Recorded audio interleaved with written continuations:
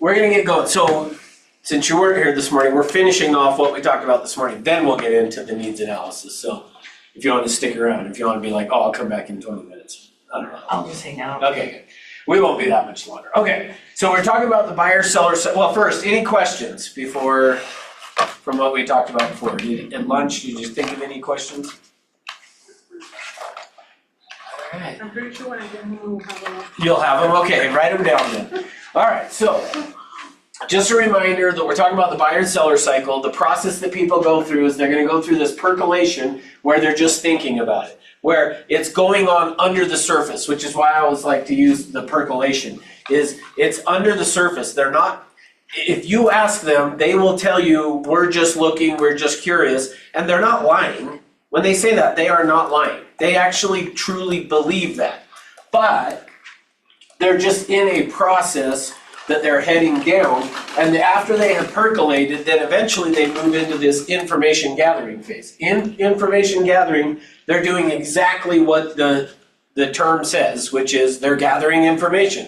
So they're finding out how much can I qualify for and all this kind of stuff. So, yeah, so we gotta finish in lead generation first, Andy, so. Anyway, Yes, is the answer to your question. what was the question? If Andy was coming. Oh, Yeah, no, I'm here. yeah, she said I was coerced or something. I can't remember what word she used. I don't know what word she used. She's like, I'm actually gonna get up and move over there too. I am, so we can sit and giggle.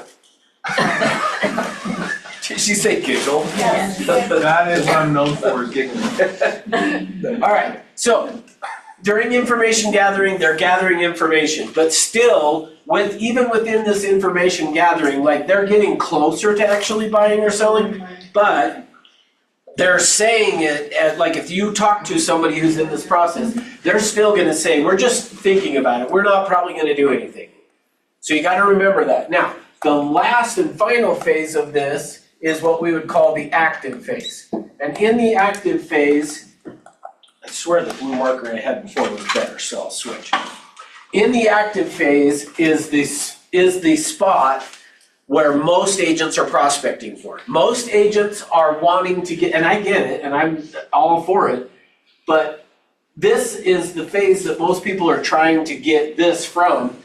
But a lot of the people that you're prospecting to are probably back in one of these two first, which is why we want to capture them for our SOI, like we talked about yesterday, of saying, okay, I'm trying to get an appointment, but if I can't get an appointment, then hey, I've got a select group of people that I stay in touch with. I'd like to add you to that list. Would that be okay? Then we stay in touch with them so that when they become active, all of a sudden we are the agent because we have been there as they've worked their way through this process. So this active time frame, and this ebbs and flows a little bit, but typically it's 45 days is how I usually trade it. Now, depending on the market, meaning like during COVID, it was instead of 45 days during COVID, the active phase was like 4.5 minutes. You know, like that was short. But in 2010 and 11, it was maybe 45 weeks. Probably not that long, but it was a lot longer than 45 days. At least 9 months, What's that? at least 9 months. Yeah, but it took a while. So just keep in mind, when I say the active phase is 45 days, this is the time frame in which they truly think, yeah, we're gonna buy and we're interested and we wanna find something, and it usually lasts about a 45-day window. This whole entire process is gonna be typically 6 to 9 months. Now, let me tie this together for you, because remember yesterday in the SOI we talked about, and I drew that learning curve and said, as you start working your sphere of influence, it's typically going to be a 6 to 9 month process. The reason it's 6 to 9 months is because of this. That's why yesterday when I said it's 6 to 9 months is because you're going to start capturing people who are in the percolation phase and they have to get through to the active phase before they're going to buy or sell, and it's typically going to take 6 to 9 months for them to work their way through that process. In fact, I would say sometimes even I'm starting to believe it might be more like 12 to 18 months, not for the SOI, but for people to fully get through this. And the reason I say that is because I feel like with the internet and getting internet leads, a lot of those internet leads are for sure back here in percolation. They may be going into information gathering and, they may be moving into that spot, but you're capturing them before we had the internet, the way that we captured people. So when I learned this whole process or figured it out, the way we figured out where people were at was when one of two things. Back then, when I first started in real estate, we had what we called, the company that I was with had a magazine. It was called The Buyer's Guide. And it would be at Smith's over here, Albertsons, whatever, grocery store, Harmon's, was at the grocery stores. And the way that we figured out if somebody was clear back here in percolation, like on the internet today, we had no idea because they would be grocery shopping and on their way out see a magazine and go, whoop, grab it, and then at home sit and look at the properties. The way we figured out that they were interested is they either showed up to an open house or they called you on the phone and said, hey, I saw this house, can you tell me a little bit more about it? And then we captured them. So I really do think, and actually, I haven't ever thought this till just right this second, but I wonder, well, this first part I have. Having all the properties and stuff on the internet, people having to register, has let us fish upstream quicker, earlier, whatever. I'm wondering now, is AI gonna somehow even give us the chance to capture people even sooner than that? And I would assume, I don't know, but anyway, that's what this process looks like. So when we talk about prospecting on two parallel tracks, what I'm saying is you gotta keep all of this in mind, that the process people are gonna go through is percolation, information gathering, and then acting. Is that me? That's me, I'm sorry. Oh, I was like, thinking my phone's not vibrating, my computer didn't light up. I'm sorry. All right, you're okay. I actually set an alarm for something I have to do like at 2 minutes to 2, that will take 1 or 2 minutes, but on my computer. But anyway, so it's important that you understand this though, because otherwise when somebody shows up and says, we're just looking, you then believe them, or when you're on the phone and they tell you, oh no, we were just curious, we aren't really thinking of doing anything. I want you to remember this, that yeah, they're probably in this phase or even early in this phase. They still believe they're not gonna either buy or sell. But if you truly follow them through this process, you will see that they're going to. So now, let me give you a quick story on this. Back in 2008, 2009, I oversaw so I was with Coldwell Banker at the time, but I oversaw their website and all of the internet leads that came into their website. And so in 2009, we decided we wanted to do a study of the people who had gone onto the website and requested information. Now, keep in mind when I talk about this, that what I'm about to share with you though is only the people who the agent determined the lead was no good. So let me make sure I say that again so you understand. We wanted to do a study to find out what happened to the people who signed up on the website, but we weren't wanting to look at everyone that signed up on the website. We were only wanting to see the people who had signed up on the website, and then within 1 week of them signing up on the website, the agents in the office said, this lead is no good. So if an agent got a lead and said, oh, we think it's good and I'm gonna work this lead and keep working on it, I wasn't cared about those leads. I only cared about the ones that within 1 week an agent said this lead is no good. Okay?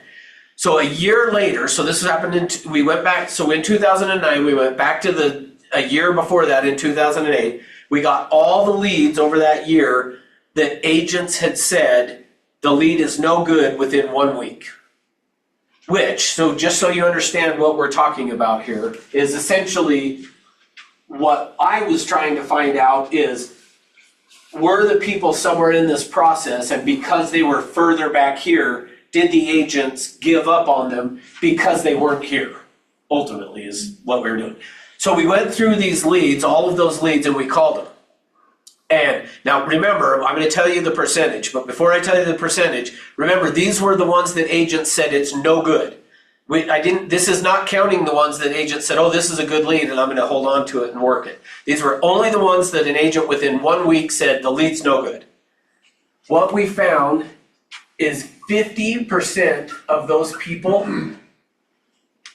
bought or sold within that 1 year period. Which just re-emphasized what the belief was at the time, that people go through this type of a process. So because the agent got on the phone and the person didn't say, yeah, we want to go buy something, they said, no, we're just a nosy neighbor, we're just curious, we're just seeing what's out there, wanting to see what's going on, blah, blah, blah. The agent said, okay, this lead's no good, gave up on it. Yet a year later, 50% of those leads had moved. So Wow. the point being, don't give up. Like, that's why if you understand what we talked about yesterday and incorporate that into your prospecting, you will capture the people along this path.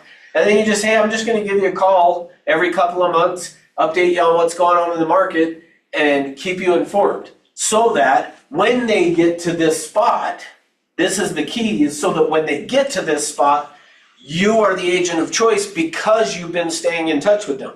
But if you haven't, they figure out during information gathering someone else along the way. Make sense? Okay, so what questions? Did you see that there was a lot of them, significantly more were trash or no good than they said were good?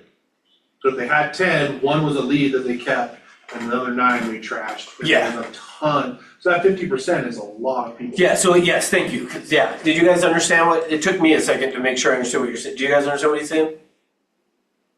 I'm gonna take that as a no then. Since Kay said yes, the rest of you gave me a blank stare, which means I don't dare say no, but I don't understand what he said. So what he's saying is, if during that year, just to keep the numbers easy, what he was asking is if we had 1,000 leads come in, how many of those 1,000, or what percentage probably of those 1,000 did agents say were good leads? And he said 1 out of 10 or something, is what he said, right? So basically 10% of the leads. And I don't remember exactly what the percentage was, but it was exactly what he's saying, is like a low percentage of the leads did agents say, we're gonna, I think it's good and I'll hold on to it. Most of the time, most agents, yes, give up on most leads after 1 call, really, is what it boils down to. And so because of that, they miss out on a ton of business. And in fact, a lot. So I won't say what I was gonna say. That's like 450. I mean, just those. Why aren't you gonna say it? Say it. I was just, because I was trying not, maybe I should say it, maybe I can get on your board. Oh, okay. Jesus. I'm still trying. Andy's got can I tell him about it? Sure, yeah, no, it's. He's got I can't say what it is. Okay, he's got a board that I won't tell him what it is, Yeah. but that he writes up there stuff that people say that is, Negative. negative, but to use as motivation. Like somebody said, like, you could never lose 10 pounds. You would never do that. It's not possible for you to do that. He would be like, Yeah. And then he writes it on his then board. he'd write it on the board, you could never lose 20 pounds. Would that get you there? Do I get on the board if I do? No. I still haven't, I've never made it on his board. I'm Fat sorry. jokes are not good enough. I've been doing that for too long. It's gotta be money Yeah. related. Okay, all right, so, any questions on that? Okay. Now, so what we're gonna do now then is we're gonna move into the needs analysis. And this needs analysis that we're gonna talk about now is, think of it as, this works for both buyers and sellers. I'm gonna mostly focus on the buyer side just because it's easier to train it to you. But you would use this, what Jason went through the listing presentation with you guys already. You would use this skill as part of that listing presentation. And the specific part is, remember when Jason went through the listing presentation and he said you get to the part where you're gonna ask them questions? Well, during that questions part of the listing presentation is where you would use this skill that I'm gonna give to you. Now, but before we get into that, I got to ask you a question. Top 3 complaints about real estate agents. What do you think they are? They never answer the phone. Communication. Yeah, yes. Communication is the umbrella pretty much over all of them. Communication, we're lazy, we are Overpaid. overpaid. Okay. So the first one is that we don't return, you started to say it, Stephanie. Oh, yeah. We don't return calls. Or answer. Or answer probably is another way of saying it too. But even when after they don't answer, when somebody leaves a message, it is amazing to me how many agents don't return calls. In fact, it was what Luz was talking about this morning, when Luz said there's a for sale by owner by her house that she has tried to call and they don't answer the phone. It's like, how do you expect to sell a house if you don't ever answer your phone? But so the biggest complaint about us as agents is we don't return calls. Number two is that we don't listen. So the second one is that about us is that we don't listen. And then number three is that we waste their time. Now, why would people have the experience that we don't listen and that we waste their time? Cause they want the Taj Mahal and then we send them a mobile home, cause that's what they can afford. Okay, good. Like it? What about the Taj Mahal of mobile homes? You what? The Taj Mahal of mobile homes. Yeah, that's They right. don't listen, cause they want a 5-bedroom, 5-bedroom, 3-bath house, but they only qualify for a 2-bedroom, 1-bath condo, and then we're not the ones not listening. Okay. Sometimes they don't know what they want. They need 4 rooms, 3 bedrooms and a den. So if you send them that, then you wanted 4 bedrooms, but you don't need it, you needed the den. So if you substitute what they say, you're not always listening, even though that's what they're actually needing and looking for. Okay, good. And in fact, from what you guys have said, you have, for Davis that's new, you may not have heard this yet, but there's a saying in real estate that buyers are liars. And what I'm going to teach you today is that is actually not true. It is not true. Buyers are not liars. The truth is we aren't very good communicators. Therefore, we hear what they say, we take what they say and go do what they say, but what they say is not really what they mean. And so that's the first principle we're going to talk about on this, is the reason that they have the experience that we don't listen and we waste their time is because of this. So if you're taking notes, this would be the first note I would write down is, and this is all of us, we communicate one thing, but we actually mean something else.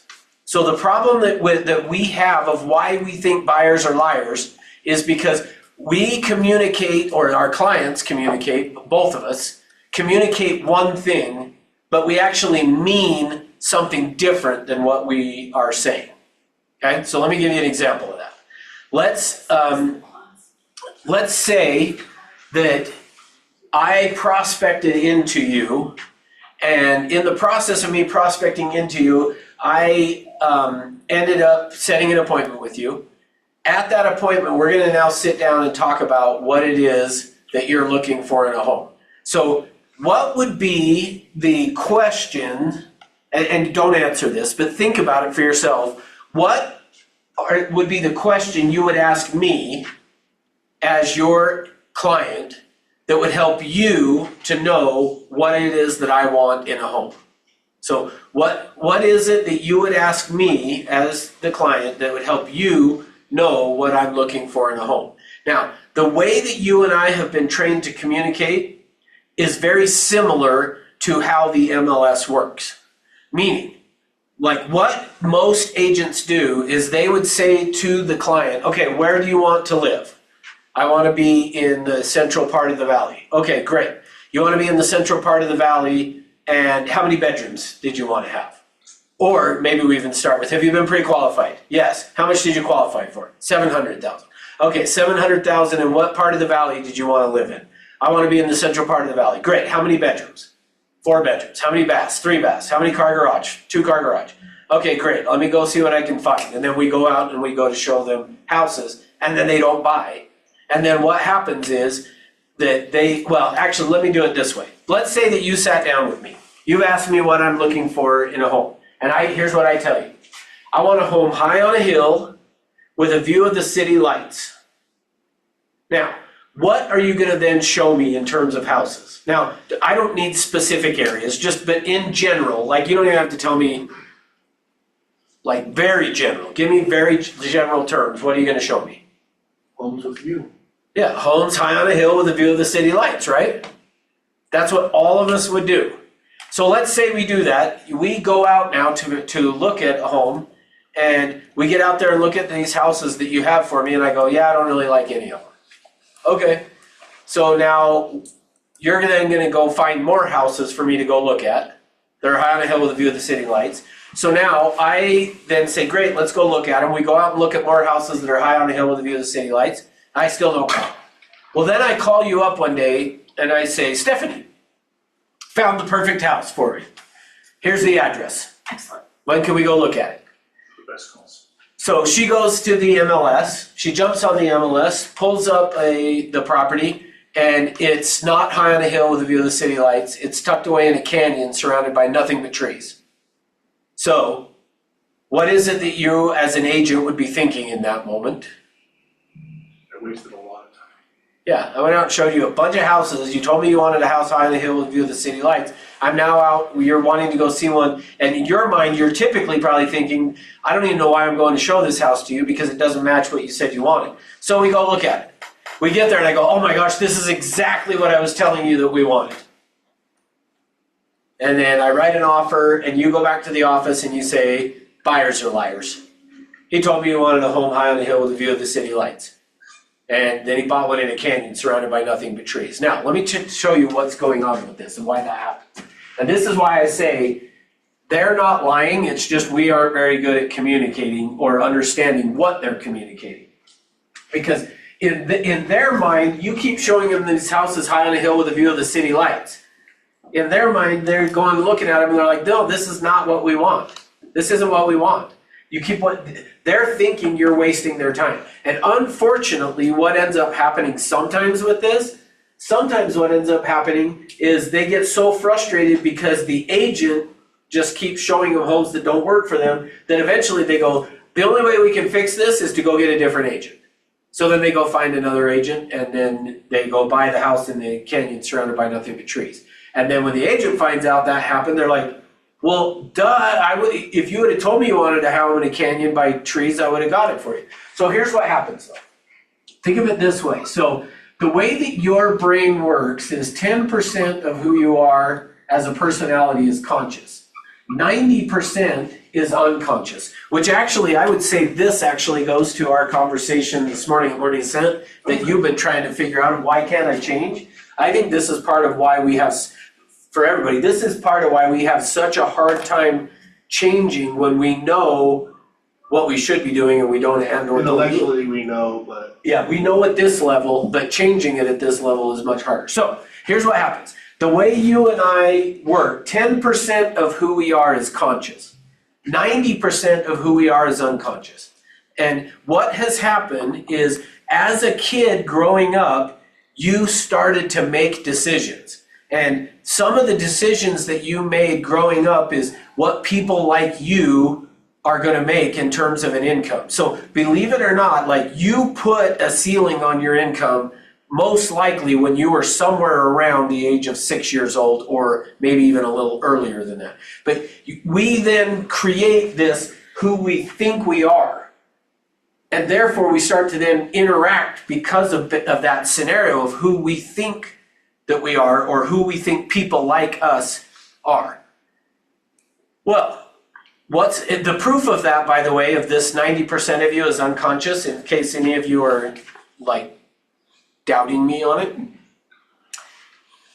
If you have ever gotten in the car with somebody and you have a great conversation, if you can relate to this, like, raise your hand. So you're gonna go somewhere with a friend, you get in the car, it's somewhere you've been before, so this wouldn't work if you've never been there, but it's somewhere you've been before, you get in the car, you're not using GPS because you know where to go, you start to have a conversation with this person, and the next thing you know, you are at the spot you were headed to, and you think back on it, you're like, I have no recollection of that drive whatsoever. If you can relate to that, raise your hand or shake your head. Okay, good, everybody.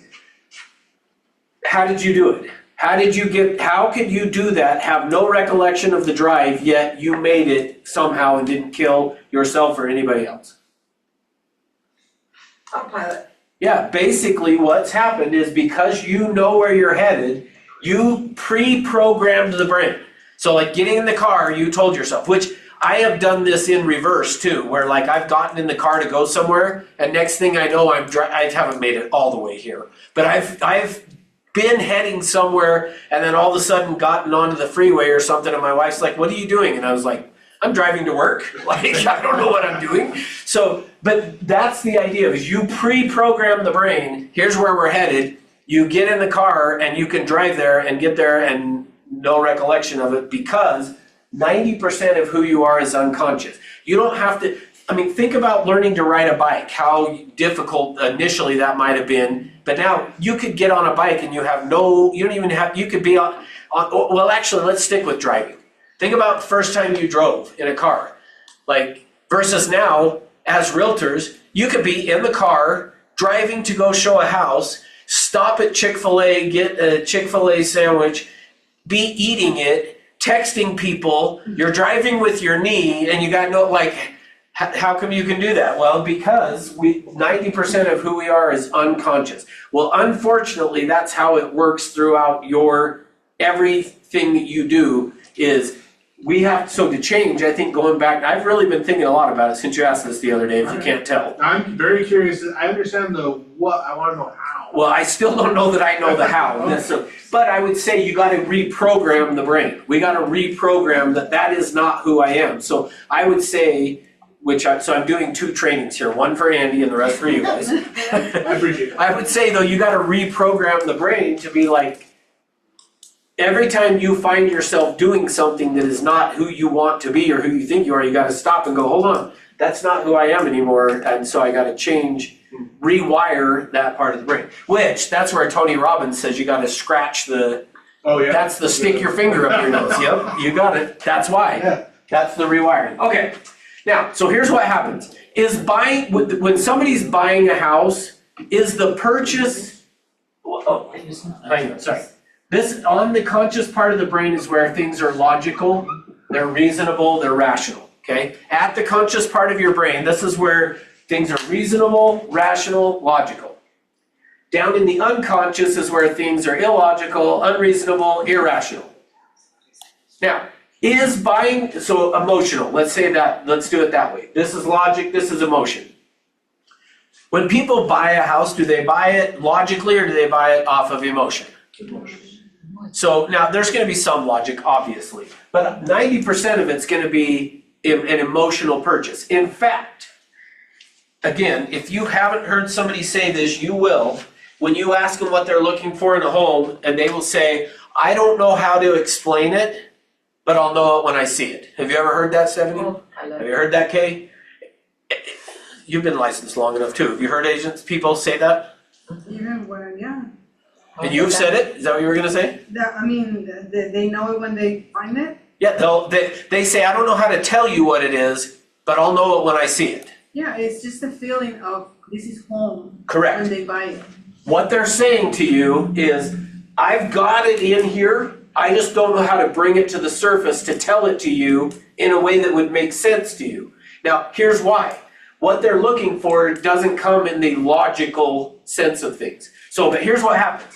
So you meet with somebody, so here you are, 10% of who you are is conscious, 90% of who you are is unconscious. So you sit down with the client and you talk to them in terms of the way, like I said, the MLS. Okay, how many beds, how many baths, blah, blah, blah. Which, by the way, initially, going back to our prospecting section, initially, we just want to get needs and wants. Don't worry about getting as detailed as I'm doing right now when you're on the phone or setting an appointment. This is once you've set the appointment that I want you to understand this, okay?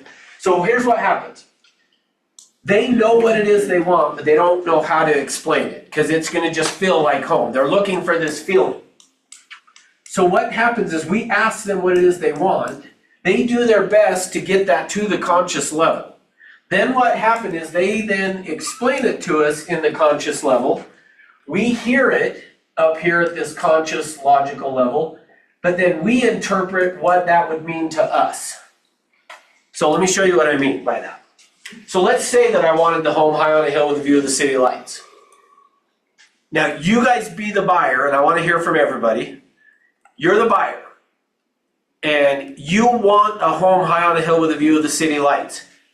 What would you want it for? And I want to hear from everybody. And don't just say, well, yeah, what they said, because like, I mean, you can if that's true, but if it's not, then say why you would want it. Let me say it this way. There's not a right answer. So don't feel like, oh, I got to give the right answer. Just whatever you say is going to be the right answer.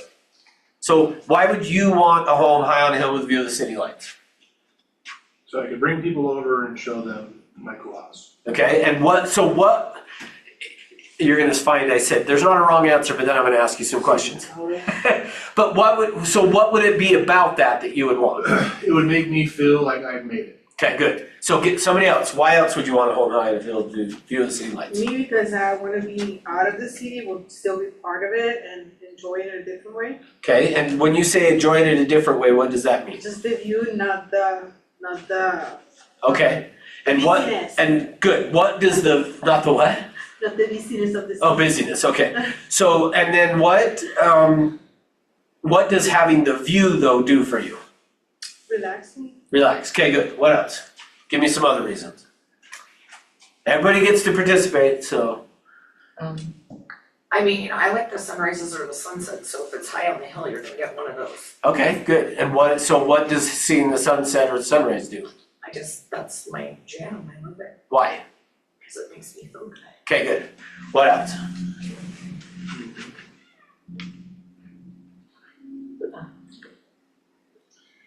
The rest of them don't want a house. I know you. On a hill. That's not. Okay, if you don't want one, then tell me why you think somebody else would want one then. Why do you think people would want it? And could be the same, but what other reasons? I think people like them. Okay, price, what do you mean by price? Privacy. Oh, privacy, okay. It's a So, nice area. okay, and what does being in a nice area do for you? Safety. Yeah, that's a good Is answer. that really the answer, or did you say it just because she said it? No, because she said it, but I feel like it's a nice area, I feel like everything is gonna be better. Like, I live in Draper and I feel like everything is better over Okay, there. so, but what is it about having everything better? Why is that important? For me, personally, I think I don't know, I like it. Okay. I'll come back to that then. We're not gonna work on it. I'm gonna reference back to that. So, Yeah. David? I feel like it's very much like a niche because it's like, well, obviously the location wise, not everybody has a house that's up on a higher area looking over.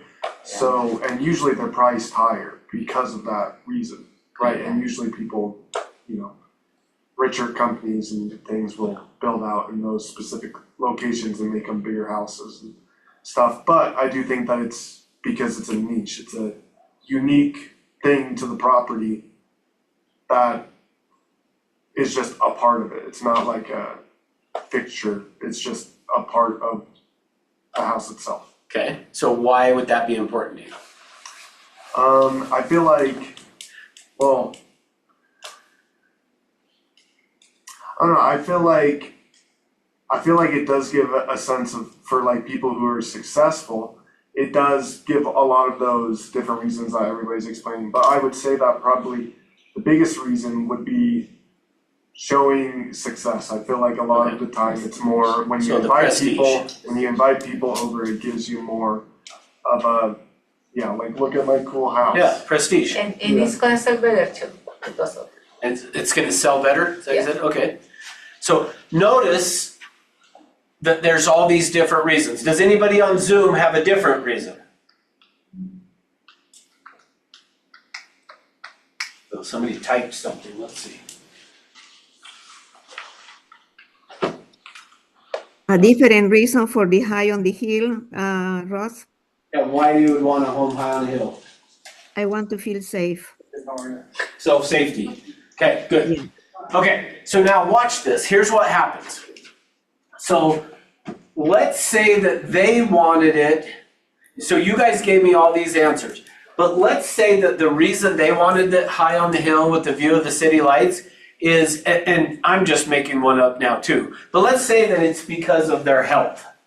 There's something health related. And let's say that it is, they like to just walk out of their front door and be on a trail that they're walking up a mountain. So if it was about their health, something about like, I need to get the exercise in to strengthen my heart or whatever, okay? So they want it because of the health. But what happens, and this happens in a not so, it's more subtle, it's not so obvious, but they tell you they want the home high on a hill with a view of the city lights. So they want it because of their health reasons, but they haven't expressed that. They're just saying, I want home high on a hill with a view of the city lights. You hear it as, I want a home high on a hill with a view of the city lights, but you assume, and this is where the issue comes in, you assume that the reason they want it is the same reason you would want it. So you assume that it's for privacy or prestige or that feeling that they're gonna get sitting out on the deck. So let's say that we just use the sitting out on the deck and you go to the property and you're now showing the property to them, and because you would want it to be out on the deck, like seemed like the most common was the either sunrise, sunset, see the view of the city, or how it just makes you feel out there. So you go show it and you're like, man, just imagine you're sitting out here on the deck, you're watching the sunset, the lights are coming on, and they're like, what? Like, why would I want to do that? Like, I want to be up on the mountain. I don't care. Like, now, like I say, it's not this obvious that it happens, but that's how they feel like you didn't listen, or bless you that you're wasting their time, is because you're interpreting why you would want it, not relaying why they would want it. Yeah, so it's off of our own bias, so it's like confirmation bias where we'll ask them, what do you want? And then they'll say something, and then off of our own bias, we're confirming what we think the average buyer wants. Correct. For those things, and that's why whenever you have things like that, you pinpoint the view, because you're like, well, majority of people are probably buying that property because of the view, because, you know, majority probably are, but not everyone. Yeah. So yeah, like, yes, you're exactly right. Meaning, they may want to be like looking at the front of the house where there's not really a view, but because what they're saying is, I want a home high on a hill with a view of the city lights, but what they really mean, this is where I'm saying they communicate one thing, they mean something else. I want a home high on a hill with a view of the city lights, but what they mean is, I want to walk out my front door and there's a trail that I can walk up that gets me up hiking in the mountains. Like, that's what I want. But they don't say that. They just say home high on a hill with a view of the city lights, and then you're right. I assume the reason they want it is the same reason I do. So you need to ask deeper questions. That's where we're headed. Yeah, so when somebody says, I want a house higher up, you ask, why do you want that? What is the... So the answer is eventually, but not at first. Eventually, Not right off the bat, and I'll show you, because this is a process. And here's why. Here's why I say not at first. So two things that I want to hit on with that. The first thing is, remember, you're not doing this on your prospecting call. This is when you're sitting down with them at an appointment that we're going to get that deep. To begin with, all I need is their needs and wants. So think of it this way. In fact, we'll go back to our prospecting for a second. There's three things that I'm trying to do on a prospecting call, and really I'm only going to focus on one of them right now, but I need to get their needs and wants.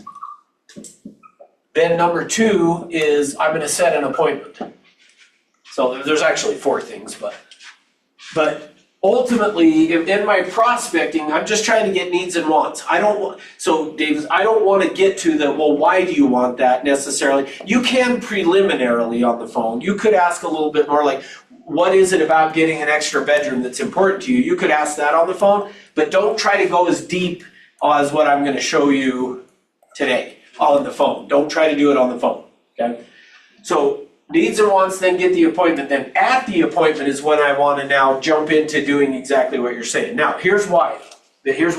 And the reason I say you don't want to ask on the phone, or even right now when they say, I want a home high on a hill with a view of the city lights. The reason you don't want to say, well, why do you want that, is because of this. I'm sorry, I can't. You're turn good. this off. So here's what happens. So I said 10% of your brain is conscious, 90% is unconscious. So what happens is something like this, which I always joke on this, so this is a joke, by the way. But I always joke that I'm qualified to talk about how the brain works because my daughter-in-law, not my daughter, I almost stopped at daughter. My daughter-in-law, my son's wife, is a doctor, and she went to medical school at the University of Utah for 4 years, did 4-year residency. She's now been practicing as a psychiatrist for 2 years. So therefore, I'm qualified to tell you what I'm about to say, right? That qualifies me because she went to medical school. Yes. Stephanie's like, what the heck are you talking about?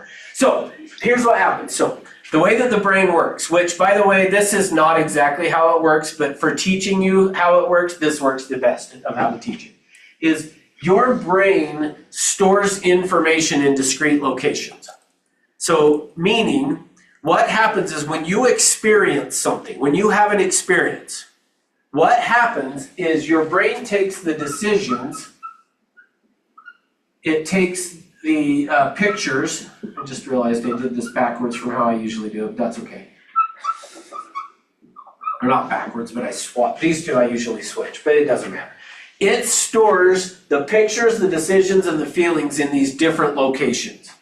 Now, the way I was drawn up here like this shows that like all the decisions are in one spot, all the pictures are in another, and all the feelings are in another. That's not necessarily how your brain stores information, but for the sake of what we're doing, that's how your brain stores information, okay? Is it stores the pictures, the decisions, and the feelings in these discrete locations. So the problem is when you say to somebody, so early on, Davis, if you were to ask somebody, hey, so why do you want the home high on a hill with a view of the city lights? They're gonna say stuff like, well, it's just what I want. I don't know, I mean, it'd just be perfect. It's what I like. Having got a connection from. Well, and partially that, but more so is that the information is stored in these discrete locations. So when think of it this way, when you're asking them why do you want it, you're asking them to access this part of the brain without them first having accessed these two. And that's probably the best way of saying it is if you ask somebody about why it's important too soon in a conversation, the response you'll get is, oh, it's just what I want. It's perfect. It'd be exactly what I need. I don't know, it's just what we want.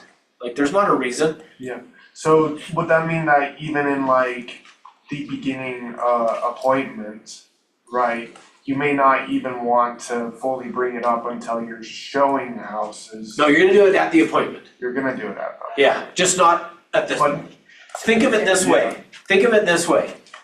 What I'm gonna teach you is a 3-step process. It's really a little more than 3, but just 3-step process. And step 1 is we're trying to get them picturing it. Then step 2 is I'm gonna have them access the part of the brain where the decisions are, and then we'll go to step 3, which is where we'll ask them at the appointment. So the why question. Why do you want that? But if they haven't accessed the part of the brain where the pictures and the decisions are first, then when you ask for the feelings part of it, they're gonna go, I don't know, it'd just be good. It's just what we want. But if you're at the appointment though, like, and you're closing on getting the buyer agreement, right, buyer broker agreement signed, cause that's a decision. So, and that's usually at the end of the appointment. Correct. Are you gonna make another appointment to? Nope. So it's all just in the one, so how does that work if you're doing the decision? Stay Right. tuned. Okay. I'm gonna show you. That's what we're doing. No, these are great questions. Yeah. That's exactly, I love where you're headed with it. It's just think of it this way is that so here's the thing, from right this moment on, you're gonna hear me use this term all the time. So what you're asking is, first what I've gotta do is I've gotta create what we call crystallization. Crystallization is when all of these things reintegrate. So think of it this way. When you have, sometimes I will, when I teach this, which I haven't done for a long time this level, but I used to teach this as like, it was a 2.5 day class. Like it was 2 full days and then a half day just on what we're getting this afternoon, where we would really dive in and practice it, which I probably should do that, huh? It would be a really good idea. So, I will figure out a time to do that, because that is actually a really good idea to do it. But here's Can you do a peak agent just focusing on what you just said? yes, I'll figure out. And we may not do it as part of the peak agent. It may be advanced level needs analysis. I don't know. But here's what will happen is, though, sometimes what I will do, and in fact, when Davis was talking, when I had asked him about what he wanted high on the hill with the view of the city lights, and then I said, why is it that you want that? I almost said to all of you guys, get up and look at what his face is doing, because you were in the process of crystallizing. And generally what happens when someone is going, so let me back up, I didn't ever give you the thing. When the pictures, the decisions, and the feelings all reintegrate is a term that we call crystallization. Crystallization is the moment when the pictures, the decisions, and the feelings all come together. And that is really what we are trying. The whole purpose of a needs analysis, the whole purpose of a listing presentation, the whole purpose of a buyer presentation is to cause crystallization. If you can help the person cause crystallization, you will be their agent. If you can help them do it. Now, with that being said, there's two ways that we cause crystallization. Because here's the other side of it. Nobody will buy or sell. You will never make a major decision in your life without crystallization occurring. If crystallization has not occurred, you'll keep delaying the decision. But once you have crystallized, now you're empowered to make a decision. So nobody's ever going to buy a house or sell their house until they have crystallized first. So our job is to help people crystallize. That's really what it is. And when you help them crystallize, it is going to create a scenario where they appreciate you because of what you have done with them. So I actually had, I'll tell you a quick story, it's not real estate related, but using this same concept. So I had a guy that I was meeting with, and I sat down and I met with him, and I started asking questions, but I did it in a way that would cause crystallization to occur. And in this meeting with this guy, and this was not a real estate meeting, but in this meeting, the guy starts to cry, and then he was like, I don't even know why I'm crying. This is not like that emotional of a thing. I don't know why I'm doing that. And I just said, oh, don't worry about it. It happens all the time when I meet with people. Like, it's no big deal. But the reason I could say that to him is because I understood this process. And not always is crystallization going to be an emotional, meaning like they're going to cry, that emotional. It's going to be emotional, but it may not necessarily be like they're going to cry emotion. But I would say if you do this right, don't be surprised, don't be shocked if somebody does, because you're helping them. What you're doing is you're creating these pictures, decisions, and feelings. Okay, so now let me come back to finish the story. So if we were doing this as a long 3-day class or 2.5-day class, I would actually have someone come stand up here, and I would say, okay, well, actually what I would do first is have them leave the room. I would then tell you guys, okay, I'm going to bring them in, I'm going to have them tell a story, and then what I want you guys to do, and I wouldn't want them to know that we were doing this, but I'd say, I want you to watch their face, specifically their eyes, watch what they do with their eyes. And I would not have the person know what they're doing, because it would then alter, they would consciously try not to do stuff. But then what'll happen is and usually I'll have somebody come up that has had a traumatic experience, like a time when they really thought they were gonna die. And then I will have them come back in the room and I'll say, okay, tell us about what happened. And then they'll start to tell what happened. And I'll ask them a few additional questions. And then, because you guys know what to watch for, you'll start to notice their eyes doing some stuff. And I'll even tell the person. Now, which, by the way, what their eyes are going to do is going to be different for everybody. But for that person, every time they crystallize, it will be the same. Like, you might crystallize differently with your eyes. Like, sometimes people will say, oh, if they look up into the, and I don't know what the exact on this, but if they look up into the left, they're lying. And if they, like that, for some people, that's probably true. Meaning, like, people who lie, if they do look up into the left, they're going to do it every time they do it. When you crystallize, the crystallization of how your eyes react will be the same every time, but it might be different than mine or Kay's or Alicia's, but it'll be the same. So what I'll do to demonstrate that is I'll bring somebody up, I'll have them start to tell this traumatic experience, I'll ask them a few questions, and then when I can tell they're crystallizing, I'll say, okay, hold on, we're gonna go back, and I'll set this up with the person at first, is like, I'm gonna rewind and have you tell the same thing like 3 or 4 times. And I would have them go do it 3 or 4 times. And every time when I would ask the question that should evoke the feelings part of it, which generally what I'll do is I'll say, okay, what were you feeling in that moment? Every single time you'll watch their eyes do the exact same thing, even though they've already said it 3 times. You can be like, okay, so go back, because what I'm getting them to do is picture themselves in that.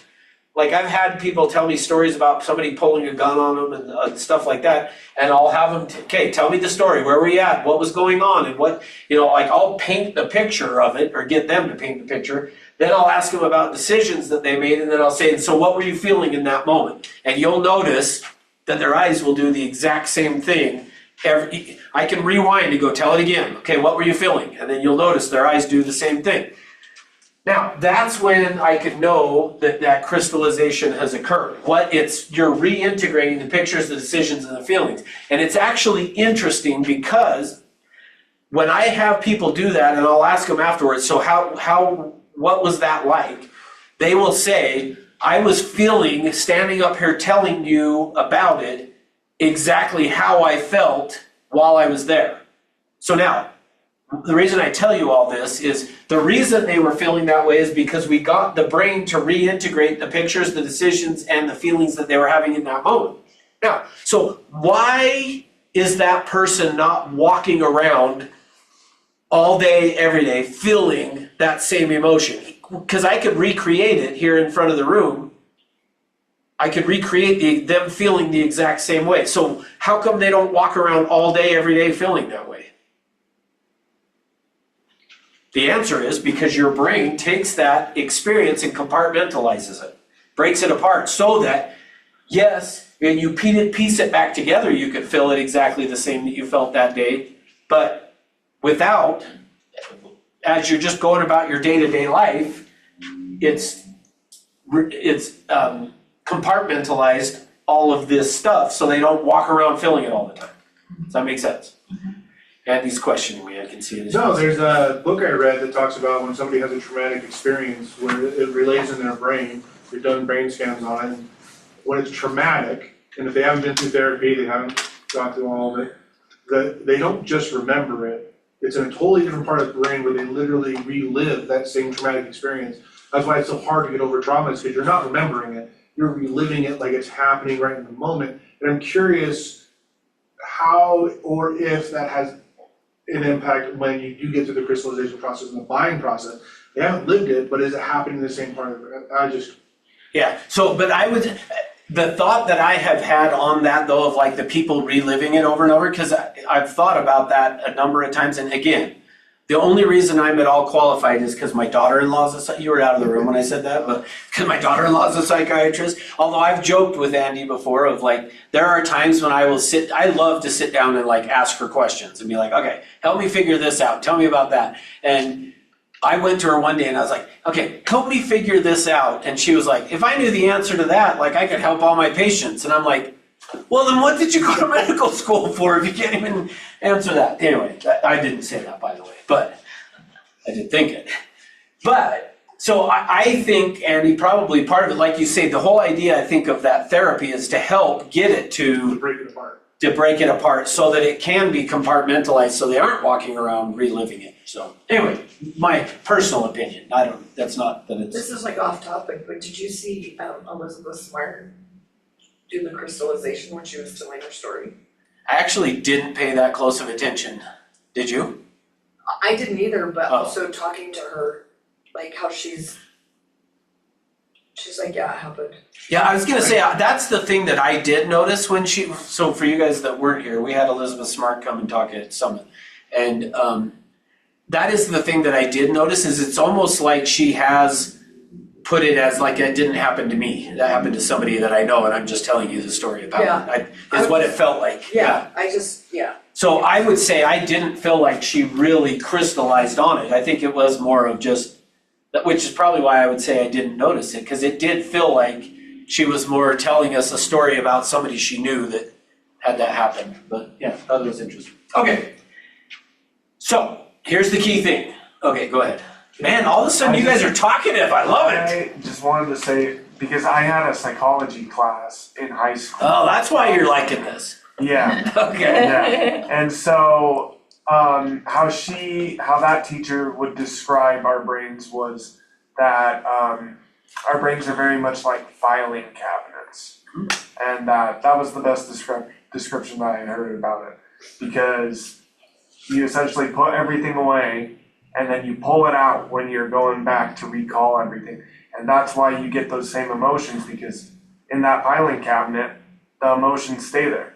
So right as you pull it out and flip that folder open, you relive it. Which is exactly, that's another way of saying what I'm saying here. Which, when that happens, the term for that is crystallization. That's when all of those things then come back. So when you open that back up is what it is. So that's what we're trying to do, is everybody out there, and specifically, we're gonna talk buyers for a minute. And then the funny thing, one funny thing I want to say of that is that she also said that, well, like on occasion, like a lot of men have a little separate filing cabinet thing that has a box that's just empty. That you can just The go empty to. box?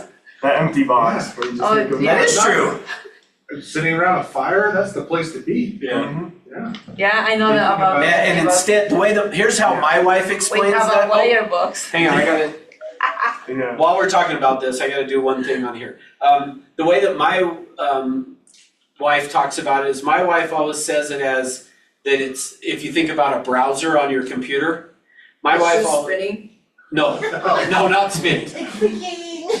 But how she says it is, she's got all these browser windows open, and that, yeah, see, you know exactly what I'm talking about. I have about 400 browser windows open. Yeah, that's the difference. If women have 400 browsers open that they're trying to do all at the same time is part of what the difference is. So, yeah, versus we can go to this empty box and be like, what are you thinking about? Nothing.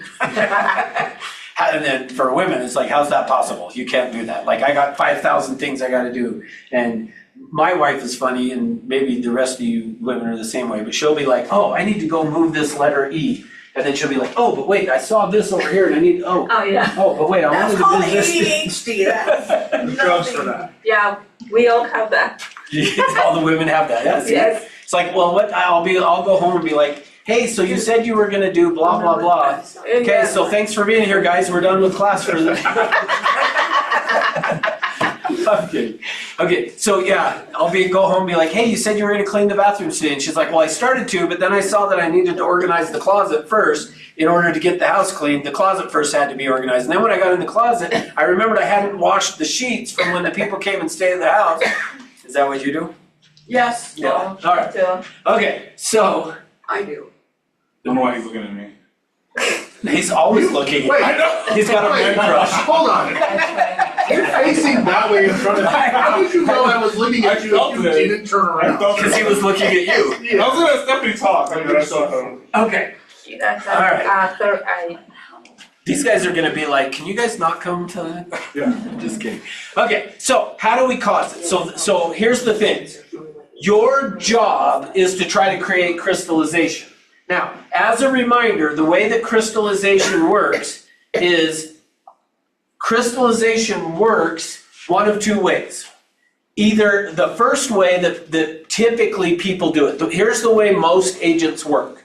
The reason most agents hate working with buyers is because they say they take so much time. Well, the reason they take so much time is because it takes them a while to crystallize if you don't know what you're doing. The way that most people crystallize is through a term called information loading. So what happens is the way that most people crystallize, so now let's go back to, I said earlier that people will say, I'll know it when I see it. I don't know how to explain it, but I'll know it when I see it. Well, then how they figure it out is you go show them a whole bunch of houses. And every time you're showing them a house, they're information loading, information loading, information loading. Eventually, they get enough information loaded that then they crystallize. So there's two ways to do this. One is you go show people a lot of houses. Who's in for that? You like showing a lot of houses? I was gonna say, because, well, I guarantee you some of you in this room got into real estate because you're like, well, I like looking at houses, so I wanna go out.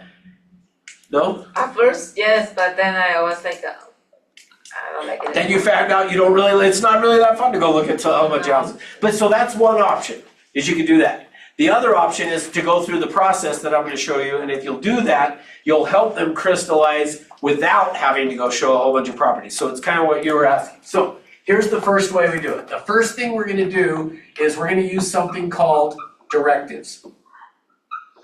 Directives are, get a different color here.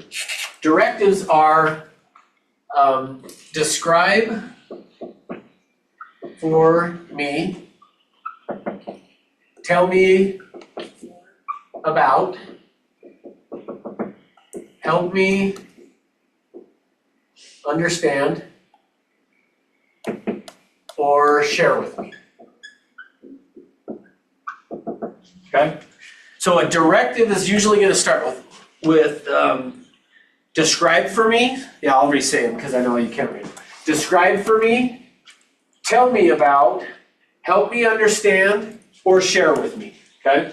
So every time is going to have one of those. So it's either going to be describe for me, tell me about, help me understand, or share with me. Now you'll notice, here's the idea of this. What we're trying to do is I'm trying to get them to, so that I can tie this all together for you.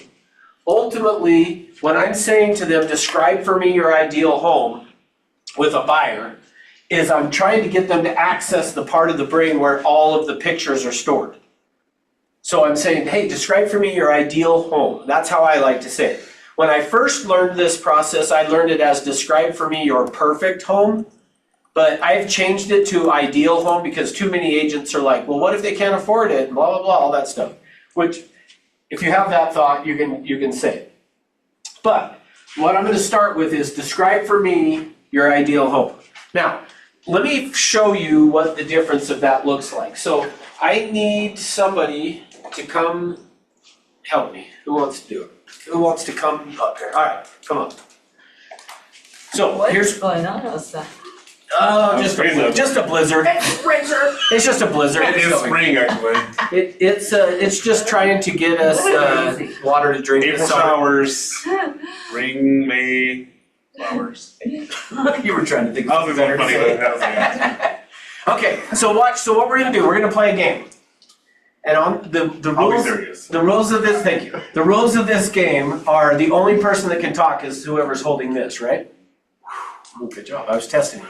Okay, so the only person that can talk. Now, for what I want you guys to do is to pay attention to this. So what I want you to do is not using this, figure out, I want you to ask me questions that would help you know what I'm looking for in a home, but don't use this. Like, I want you to just, do you do some type of this when you meet with a buyer? I just did that just like an hour ago. Then I should not have you up here. But pretend you're not, just go I back heard to I'm not good. yeah, pretend that you don't know this, okay?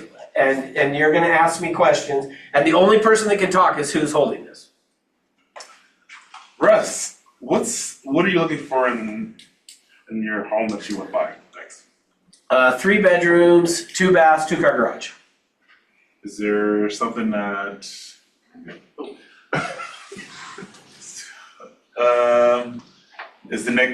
what city do you want the next one to be in? Probably somewhere like Murray, Taylorsville, somewhere in there. Okay. Do you want neighbors to be close or far? I mean, I don't own an acre lot, but my wife does. And do you have a price in mind? Probably around $1 million. Could you get anything that will be new or old? Definitely I want newer. Newer, $1 million Sorry, I feel the same way too. Okay, so, don't leave. I'm not done with you yet. Okay, what'd you guys notice about that? That is, how he did it is what my experience of most agents sit down and they ask questions like and that's what I should have told you, like they're filling out the MLS. What price, what area, how many beds, how many baths, how big of a lot, what square footage. So what did you notice from that? You guys be mean, I don't care. Yeah, he wasn't personal. Not very personal, okay, good. No, not very personal. It was a little rough to watch. Yeah. I know it's just not Yeah, flowing, but Yeah. it was this question, answer, question, answer, question, answer. that's right. That's why I like to use the pass the baton thing, because you can see really what's going on with it. Good. Anything else? You get a lot of specifics and things that you could write down, but it doesn't really, Notice, everything really was this level. yeah, very Right? logical, yeah. Yeah, I yeah. feel like if you're being an order taker at that point, you're not a salesperson, you're ordering a hamburger how you want it. That's good. Yeah, I like that. Okay? Now we're gonna do it again. This time I'm the agent, you're the client. Okay? Now, and I'm going to use this. Now, this time pay attention and watch the difference. Oh, actually first, let me back up. Who was the pressure on in that last scenario? To do what? Ask question. Yeah, to figure out the next question to ask me, right? Yeah. Okay, so now let's do this again and pay attention. So now, first, are you okay with doing this and Yeah. talking about house and all that? Yeah. Okay, so describe for me your ideal home. I'd like a home where we can have our dogs in the backyard, and James can go out in the back, and we have, enough room to have your family or friends over and just, entertain. That's great. Okay, awesome, what else? I'd like to have not a ton of work that needs to be done with it. Want to make sure that it's not, it doesn't have to be old or new. I just want one that, it doesn't need a lot of work, especially if there's paint, that's fine, but making sure that it's a good, solid house. Okay, cool, yeah, I'm getting a good idea, tell me more. It needs to be east of 13th, it needs to be a little bit bigger of a backyard. I want it to be mostly open, but it doesn't have to be quite open, but it can be separate rooms. But I want it to have a basement as well. So my friend needs a place to live, so he's living with us now, so he needs to have a place for him. And if a family comes and visit, it has more than just 3 bedrooms.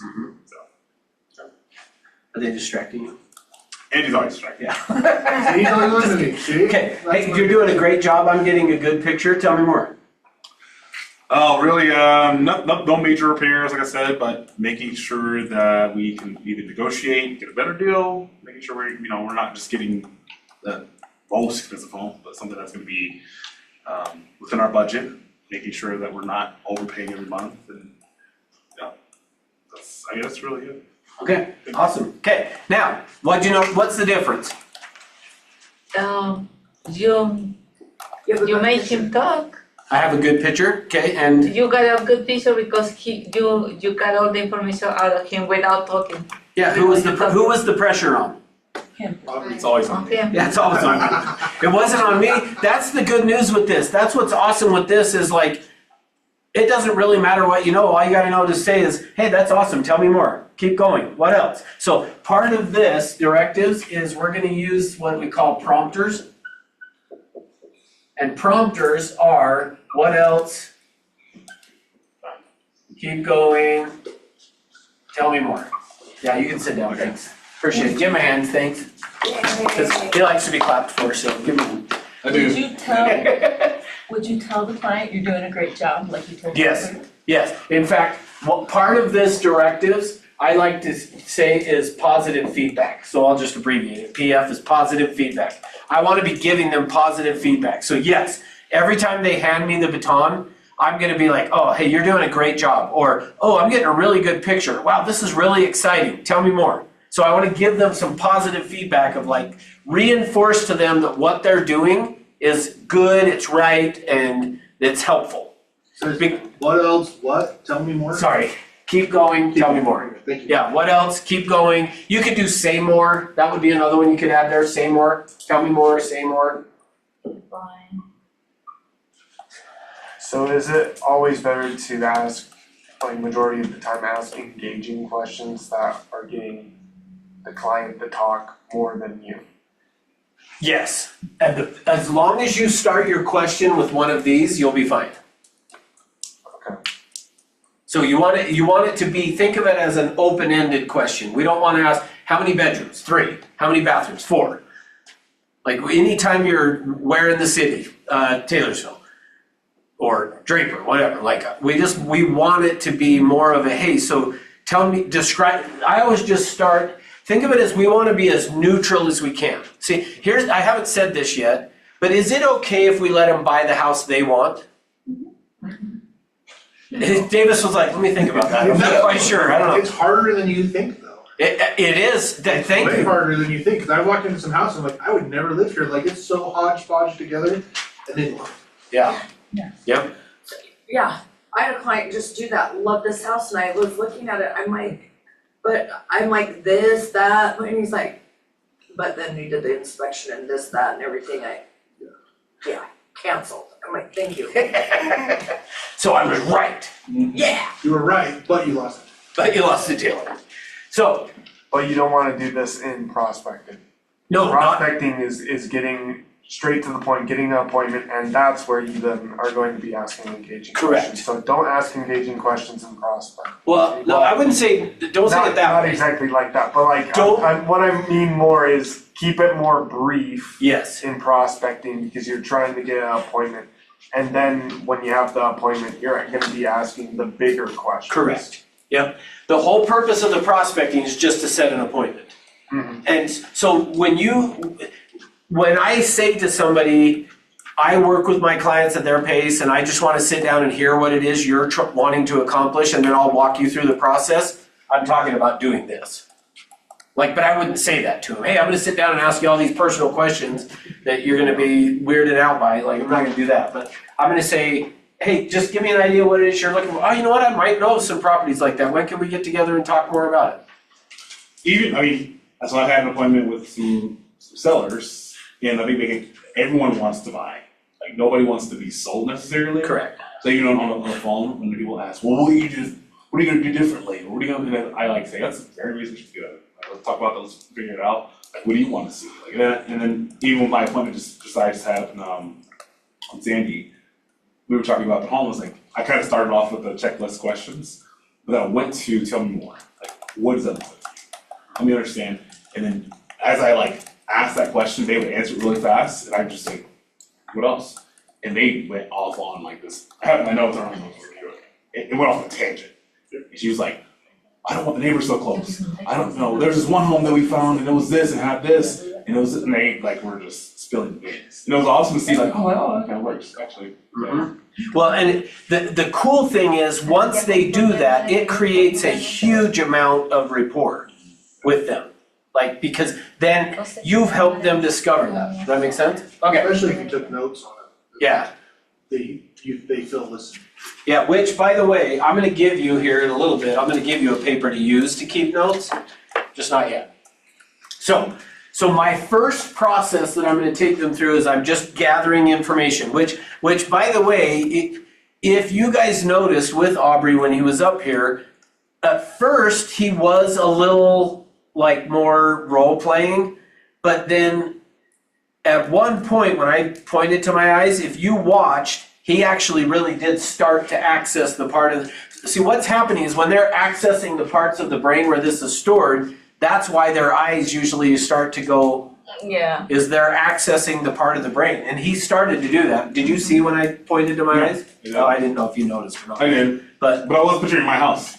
he was picturing his house, Yeah. which is, so he was accessing the part of, that's what we're trying to do. It is not uncommon when somebody comes in for you to say, describe for me your ideal home, and have them go 3 bedrooms, 2 baths, 2-car garage, very conscious level. But the moment that you say what else or keep going, and maybe not the first time, but after you've done it a couple times, similar to him, all of a sudden they go, okay, well, yeah, let me actually picture that. And they will then start to open up and tell you a lot more, which is what Aubrey was just saying. Okay, so questions on this? Okay. So the first thing with this is I want to do this and get as much information as I can. Now, what you're gonna do is, I'm still not giving this to you yet, but this piece of paper that has this grid on here. What you're doing with this is you're filling out the grid. Now, you will notice, I don't know how well you can see, but you will notice on this grid, I don't have kitchen written, garage, backyard, bedrooms, bathrooms, family room, living room. Notice nothing that's on there. Now why? Why would I not put that on there?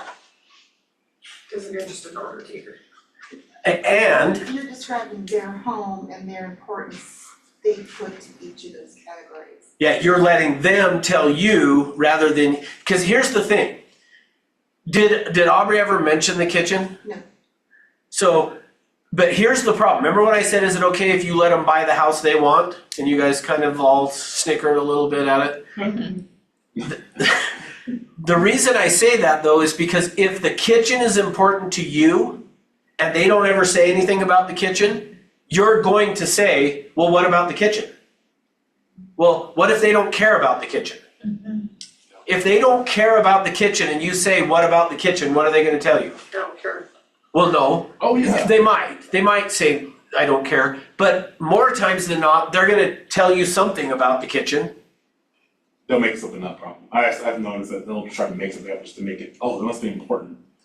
That's what I want you to see, is if you ask the question about it, they will assume it must be important, therefore I should answer the question.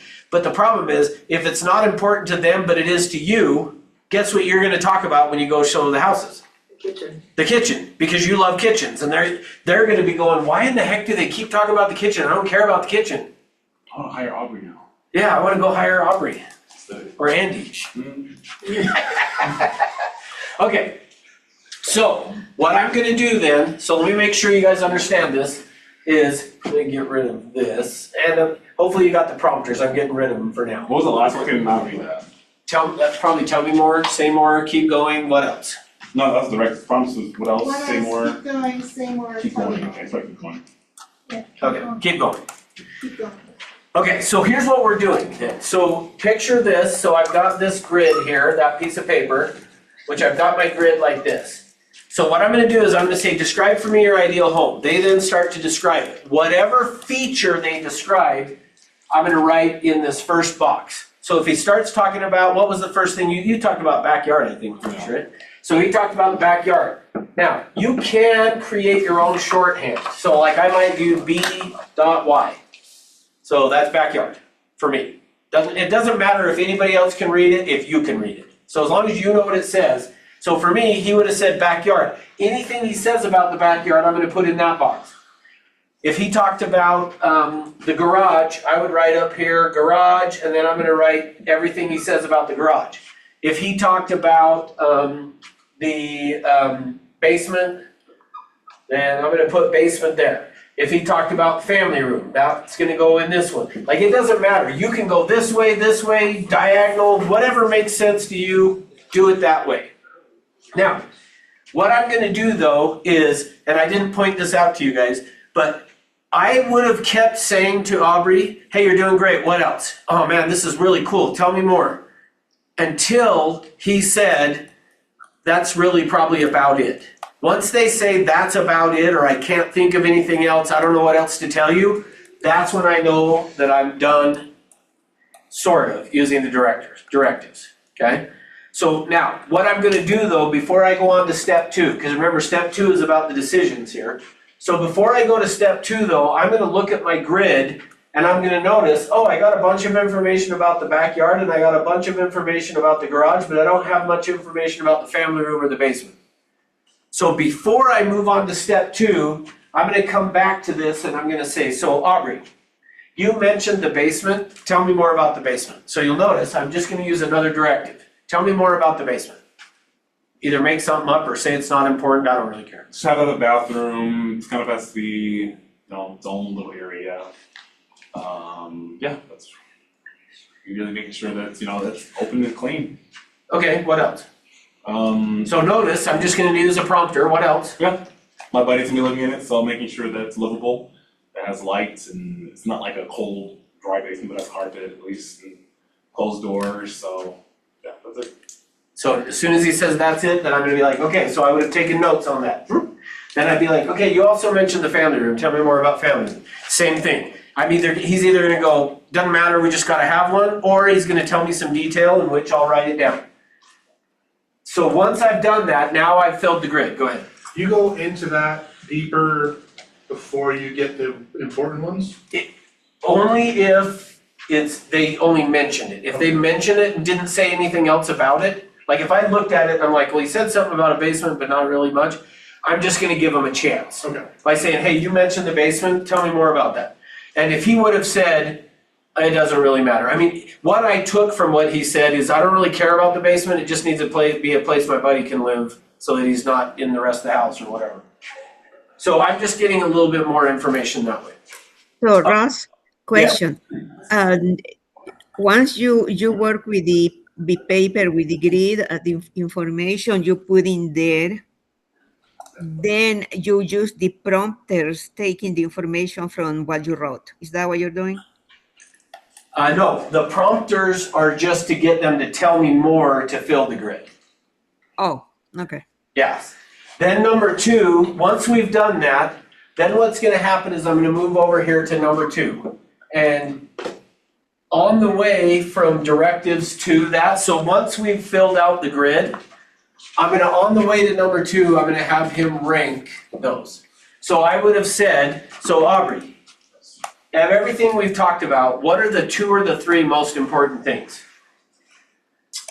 Backyard and basement. Okay, so I'm gonna go backyard, basement. So then I'm gonna, from there, now that I know that, so think of it this way. So this is where what Andy was asking the question. I might have gotten him to tell me about a whole bunch of family room information, but I've actually now just figured out it doesn't really matter. So I maybe wouldn't have needed to do that, but I still want to get as much. And here's how I like to say to think of it. Think of it as if I'm trying to fill this cup, so pretend I've got a cup of water here, and I pour water in it. Could I get the water to go actually above the rim before it spills over? Mm-hmm. Yeah, how? What's that called? Surface tension. So what happens, and if you've never seen this, go home tonight and do it. Get a cup, pour water in it, and then pour a little bit more water, a little bit more water, and eventually you'll see it get above the rim of the glass. And then when you add one more drop to it, then what happens? It overflows. That's what we're trying to do. That's why I'm getting so much information in the beginning, is I'm filling the cup so that when I drop this one extra drop of water in it, so Davis, when I'm gonna actually ask the why do you want that, or what is it about it, it should then cause this crystallization, this overflow to happen, okay? So, now that I know there's 2 items that are on here, the next thing we're gonna do is we're gonna move into modifiers. Modifiers are who, what, when, where, how. Okay? Who, what, when, where, how. Notice what I left out of that. Yeah. The reason we aren't going to worry about the why is because the why is the feelings part, and I don't want to ask that too soon. So I don't ask why. Okay? So, what I would do then now, before I jump into this though, I just realized I skipped one thing. So I would have said, Aubrey, of everything we talked about, what are the 2 or 3 most important? He said backyard, basement. Which one's number 1? Backyard. And then number 2 then by default is the basement, right? So now what I'm gonna do is I'm gonna come over here to the modifiers and I'm gonna only work with, so picture it this way, is I'm gonna take this box here that is the backyard. So I'm gonna take the backyard now. Oh, where did Andy go? He just disappeared. You had your back turned. I know, that's twice today, people snuck behind me. So I'm gonna now take the backyard and I'm gonna say to Aubrey, think of it this way, is I'm gonna start with another directive and then I'm gonna come over here to the modifiers. Okay, so picture it that I'm gonna start with this directive, then I'm gonna come over here. So even though he's distracted on his phone, Negotiating. are you? Okay. So picture yourself in the backyard, tell me what you see. I see our 3 dogs and my little son and my wife having fun in the sun. And yeah, we're happy, we're good, we're chilling. Had barbecue. Probably at the shade because I don't like the sun that much. Okay. And yeah, that's. Okay, so notice I'm gonna start with that, and here's how I always do it. Picture yourself in whichever of these features it was. Picture yourself in that feature, tell me what you see.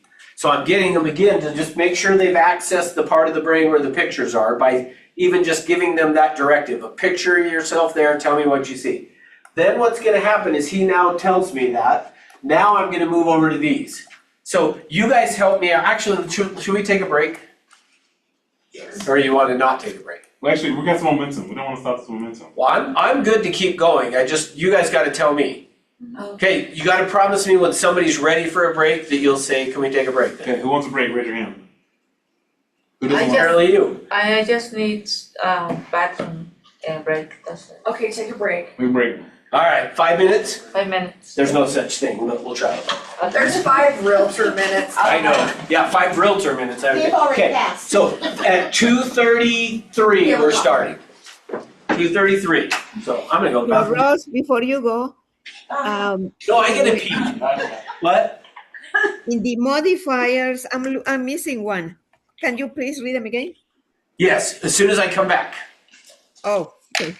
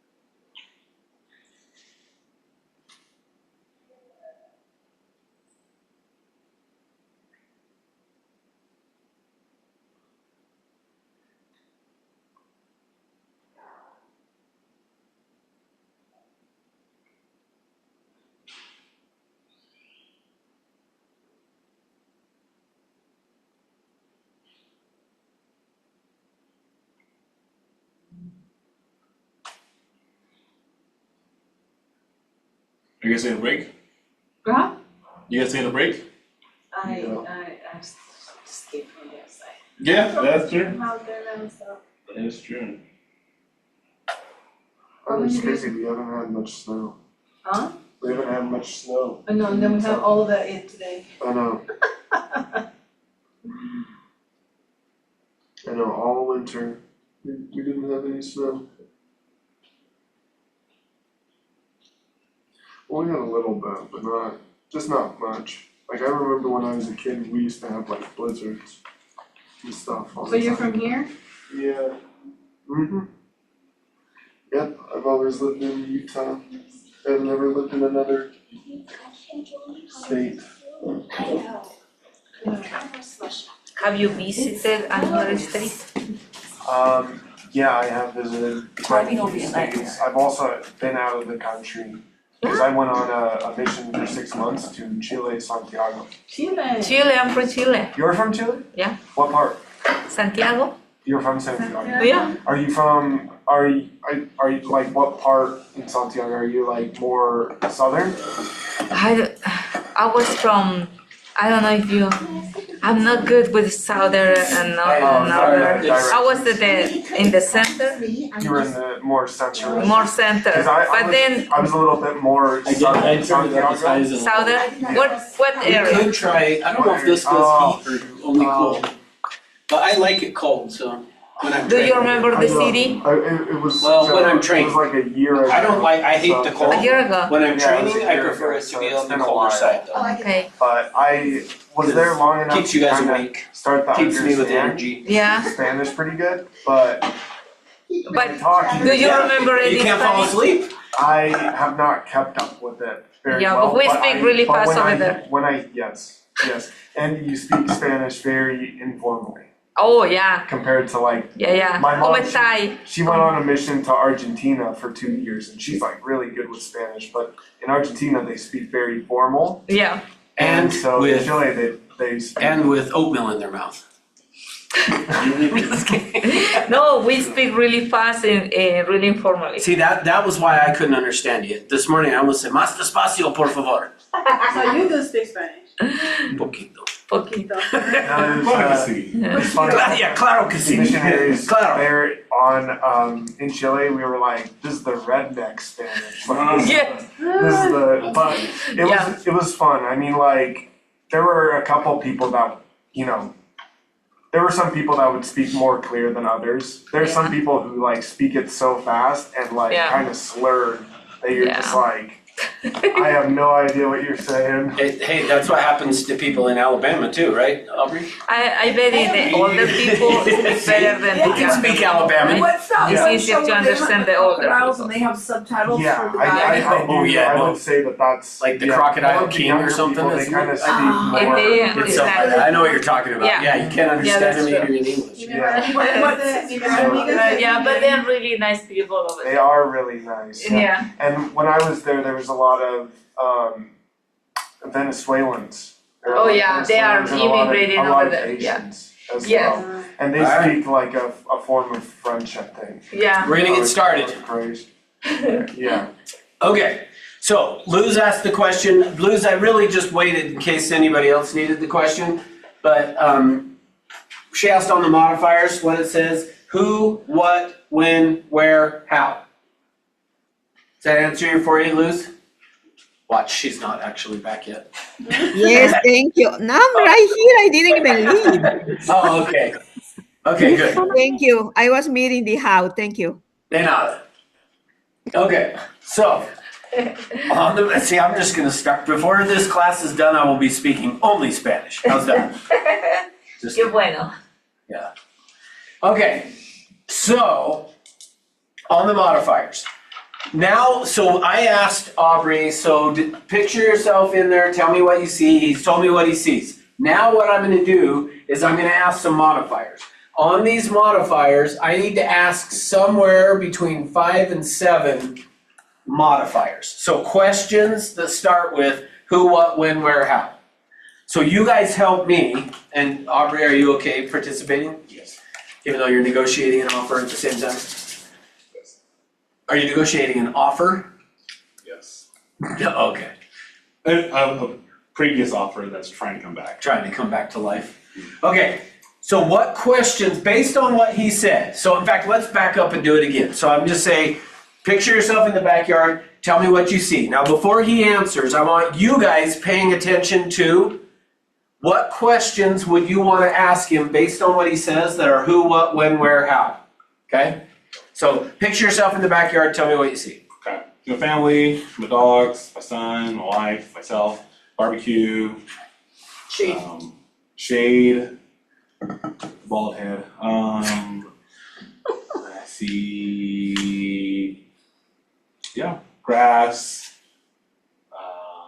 some furniture, chairs, like that. Okay? So now based on what he said, what questions could we ask? At least 5 to 7. We might want to ask a lot more, but that are who, what, when, where, how. You can ask him any question you want, but it has to be who, what, when, where, how, and then he'll answer. When is a time that you are planning to use your backyard the most? Okay? During the spring, summer, fall, winter, So all year. all year long. Okay? What will be the occasion, Aubrey? Why will you So choose? for spring, it's mostly just, having like, we're getting the yard ready for summer, so we're doing stuff like yard work and we're hanging out. Our dogs go outside every single day, so we can't stop that. Summer, having family over, having little events, birthdays in the fall, Christmas time, we're building snowmen, we're making igloos. We're using it all the time. Jen? If you had your choice, how would you like the sun to go? Which way would you like it to face? East, west? The shape. I don't care as long as I have some kind of covering. It doesn't really matter too. I mean, I would also not like my house to be frozen on the back. I guess if it's east facing, just normal, that'd be fine. But as long as it's not south facing, I guess. Right? Yeah. So that was fine. Jen? Good question. Those are your questions. Yeah, very good. What other questions? Just remember, it's gotta start with who, what, when, where, how. Now, how do you use where?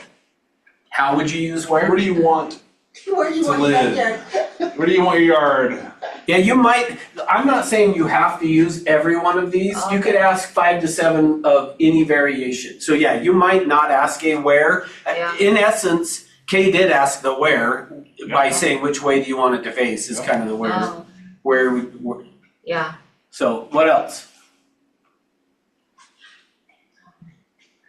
Okay, I'll help you guys out with some of this then. Part of what you want to be listening to when you say picture yourself there and tell me what you see, part of what you want to be paying attention to is when they say stuff that they know what it means, but I don't. So he said the dogs go in the backyard. So what would be a question that we could ask? How many dogs? Yeah, how many dogs do you have? 3 tiny dogs. Oh, really? And then you can follow that up, what kind of dogs are they? Yeah. Pit bull lab, husky. Wait, pit bull lab's not small. No, don't do this. Yeah. Pit bull lab's not small. I call them, we get them all as puppies. Okay. So they're tiny dogs to me. They're tiny. Okay. Except So, the one is actually really tiny. But Okay. enough room for them to kind of roam around and do whatever they need to do. okay, so notice that, so part of what you want to pay attention to when they're talking about it, when you're saying picture yourself there and tell me what you see, if they said a whole bunch of windows, well, again, back to this thing, you know how much a whole bunch of windows means to you, but do you know what it means to them?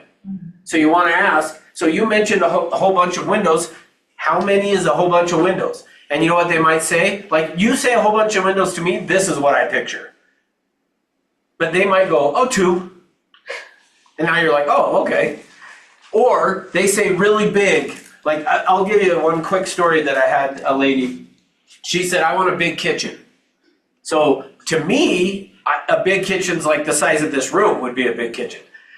I said to her, so hey, you mentioned a big kitchen. How big, so this is where I'd go to a how big is a big kitchen? And she was like, and keep this in mind, people will sometimes say, well, I don't know how to explain it to you. Like, I don't know dimensions. And when they say that, I will say, okay, well, picture this room that we're in. So if you're like in a conference room, say, okay, on this conference room, in relation to this room, how big?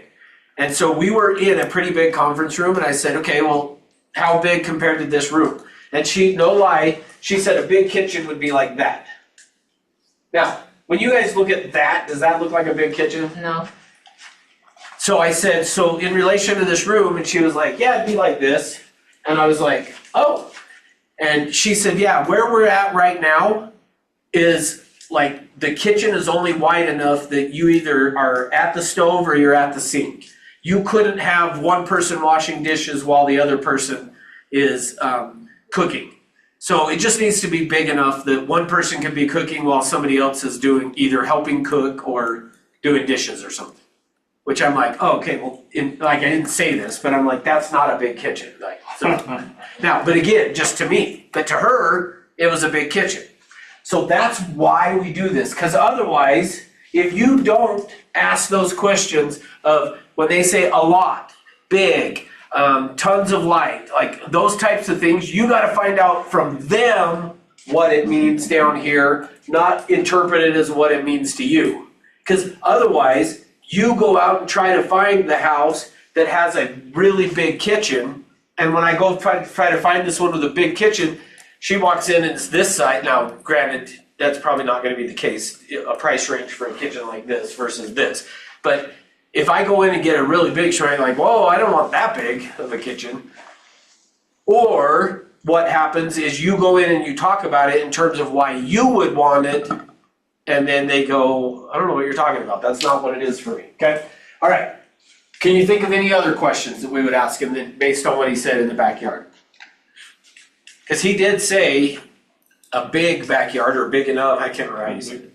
So what does that mean? How? Yeah, so how big is the backyard? Just, I mean, it'd be nice to have quarter of an acre. Perfect. So then the other question I would ask that he had brought up before was shade. So I would ask the question of like, so how much shade do you want versus how much sunlight? The whole yard doesn't need to be shaded, but I need maybe the patio area, the sitting area. It'd be nice to have that at least option to be able to have shade. Gotcha. Okay. Good. Go ahead.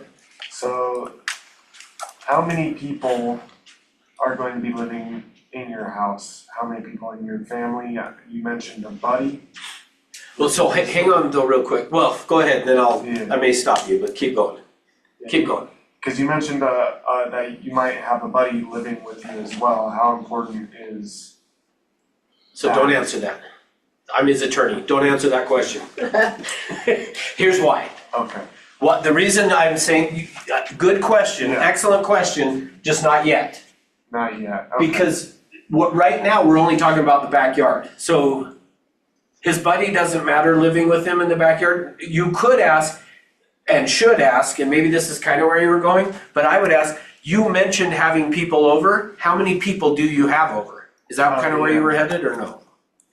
I didn't know that we were specifying okay. the backyard, so I thought it was more like just Okay, about good. the whole house. Yeah, no. But if on the backyard, that would be a good question to ask. How many people? Yes. Do you, because you mentioned barbecues And having people over. Do you have a lot of events? Because then. Except, hold on, instead of do you have a lot of events, that doesn't start with, and the reason why, here's why. If I say, do you have a lot of events, he's gonna say yes or no, depending on how, if he relates to it as a lot. But if I say, how often do you have events? So now, let's do it. So how often do you have people over? Probably twice a month. Okay, and then I might say, so how many people? Anywhere from like 3 people to like 25. 3 to 25, okay. Yeah. Awesome. So what kinds, and then I might go, hey, what kinds of things are you doing when you have people over? So either babysitting, having missionaries over, having my wife's family over, having birthday parties, so. Okay, so yeah, that's how I would do it. So notice, I would just keep building on like whatever he's given me, then I want to ask that. But yeah, sticking to the backyard to begin with. Now, the basement, because it was important, that's where I'm going to bring his buddy into it. But just not yet, because we're still here. Does that make sense? Yeah. Another one would be, how important is a fence? How important is privacy? So don't ask privacy, and I'll tell you why in a second, but you could ask about the fence. So don't say privacy, and I'll show you why in a second you don't do privacy. So how important is it to have a fence back here? Which is gonna be important, because he already told his dogs, but, Yeah. and James. Like 100%. That's true. But that's okay, it'd still be okay to ask that, because it's also possible, like for real, it's possible that you said that and he's like, oh, it's not a big deal, my dogs are trained to, they won't leave a certain blah, blah, blah. or Well, whatever. and there's also, I mean, you can build a fence or get a fence. put That up. would be a good question is, what would your thoughts be if we found the perfect house but there wasn't a fence? Mm-hmm. What would your thoughts be on that? As long as we can get a good deal, I could probably put this in.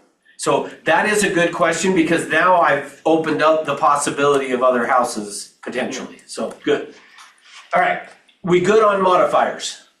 Understanding that? So here's the key thing. These modifiers are about accessing this part of the brain right there. It's getting them to access what are the decisions they've made about this. So first is, what are you picturing about it? Now that we've got the picture, what are the decisions you've made? Once we've done that, and it's usually gonna be, here's what I will say. You usually need to ask more modifiers than you do. Most agents don't ask enough modifiers. You should be asking more. That's why I say 5 to 7. Like, you'll notice based on what we just did there, we probably asked at least 10 by now, I don't know. But what the whole purpose of this, again, is what? Crystallization.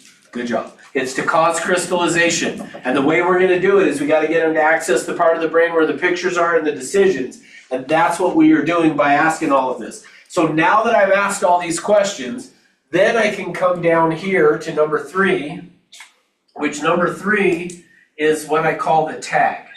The tag is, what does blank, so in this case the backyard, what does blank mean to you? Now, or I might say it as, why is blank, the backyard, important? Now, here's the key thing on this.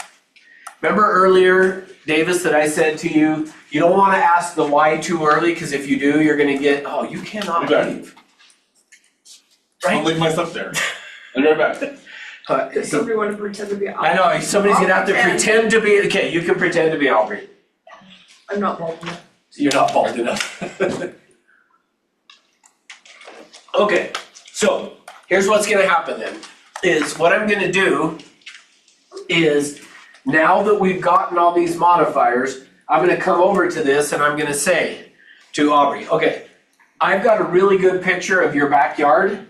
What does having that backyard mean to you? Now, this isn't gonna work as first off, it's disjointed anyway, but now without him even here makes it even harder, but it's fine, we'll just pretend. So you're Aubrey. So Aubrey, what does having that backyard mean to you? It means I don't have to go home and let my dogs out every day. And a safe place for my kid to play. Great for entertaining. Okay, so why is that important? Cause I just wanna make sure that my family's safe. I don't have to worry about them. Okay, so perfect. So she just landed on, so I'm gonna give you next, the next thing I'm gonna give you, oh, I gotta figure out where I'm gonna erase, I guess over here and I'll put it. But is, the next thing I'm gonna give you is what we are trying to look for is this. So let me explain this way.